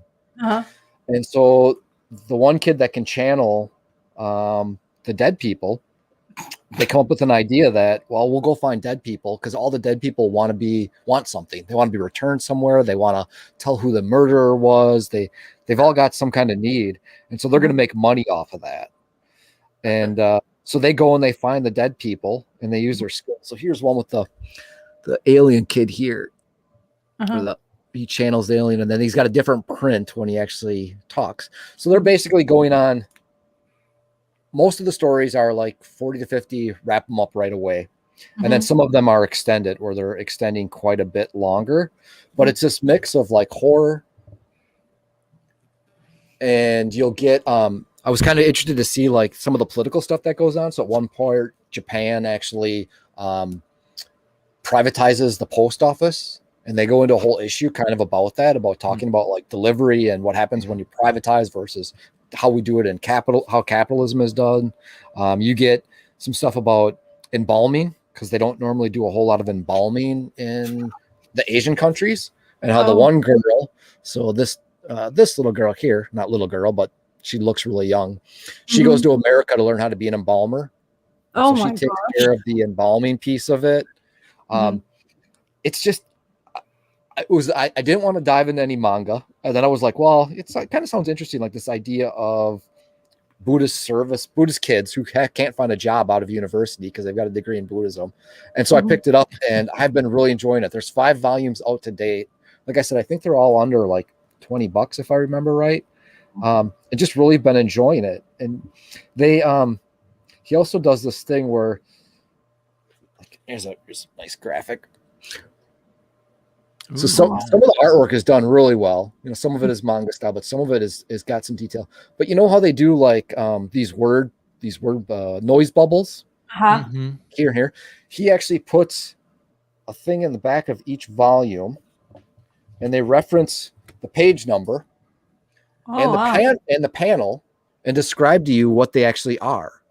And then he also fills in, like on these big chunks, he'll fill in actual information. So like at one point, they're dealing with an alien, and they use SETI, which is a search for extraterrestrial intelligence through radio waves. And he put the whole diatribe in the back about like the actual history of SETI and how the Arecibo telescope, or the telescope in Puerto Rico, is used. And so it's a really interesting story, but then you're getting a little bit of the political realm and the cultural realm and what was going on at this time.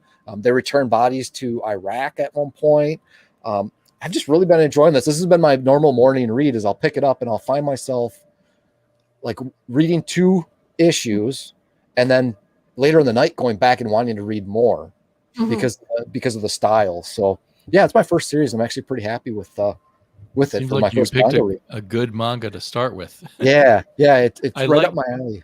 I like that from what you say, that there are complete stories rather than like going on for 50 volumes to get one story. I think the first 2 volumes, which there was probably 10 or 12 stories within those first 2 volumes, were all single shots basically. Oh, that's very so good. They're one and done. And then the last one seems to be taking up like 2 or 3 stories out of the 6 that are in that volume. So yeah, I like that part of it too, because it's really easy to dive into. I don't feel like I'm forgetting things. I can set it down and pick it up, but it has been kind of a daily go-to book for me. Nice. That's very good. Do you occasionally read it in the wrong order and then have to go over again? I have done that once or twice where I go to the wrong panel, or like I do. When I try to find, like every once in a while, I'll look up like what those sound effects are. And then when I try to figure it out, because the way they number is it's read differently. So I'm like flipping, like, where is that number? Where's that page number in there? It's because I'm reading it wrong. So yeah, it does hurt my brain every once in a while. Yeah, that's me as well with manga. So I think you've spent quite a bit of Celia's money today. Well, if she invites me to come and visit her in Belgium, I can return I'll refund her. So I've seen pictures of the outside of her walks and stuff like that. And it looks just beautiful there. And yeah. And I think she posted like something with a Tintin on a wall and some other comics on the wall, just in the out on the streets. Seems like a cool city to visit someday. Well, it's great to have you on. Anytime, well, as far as I'm concerned, anytime you want to come back, Matt, if it fits your schedule. You have lots you read a lot and you want to share, join us. You're going to give Crack a run for his money on small press and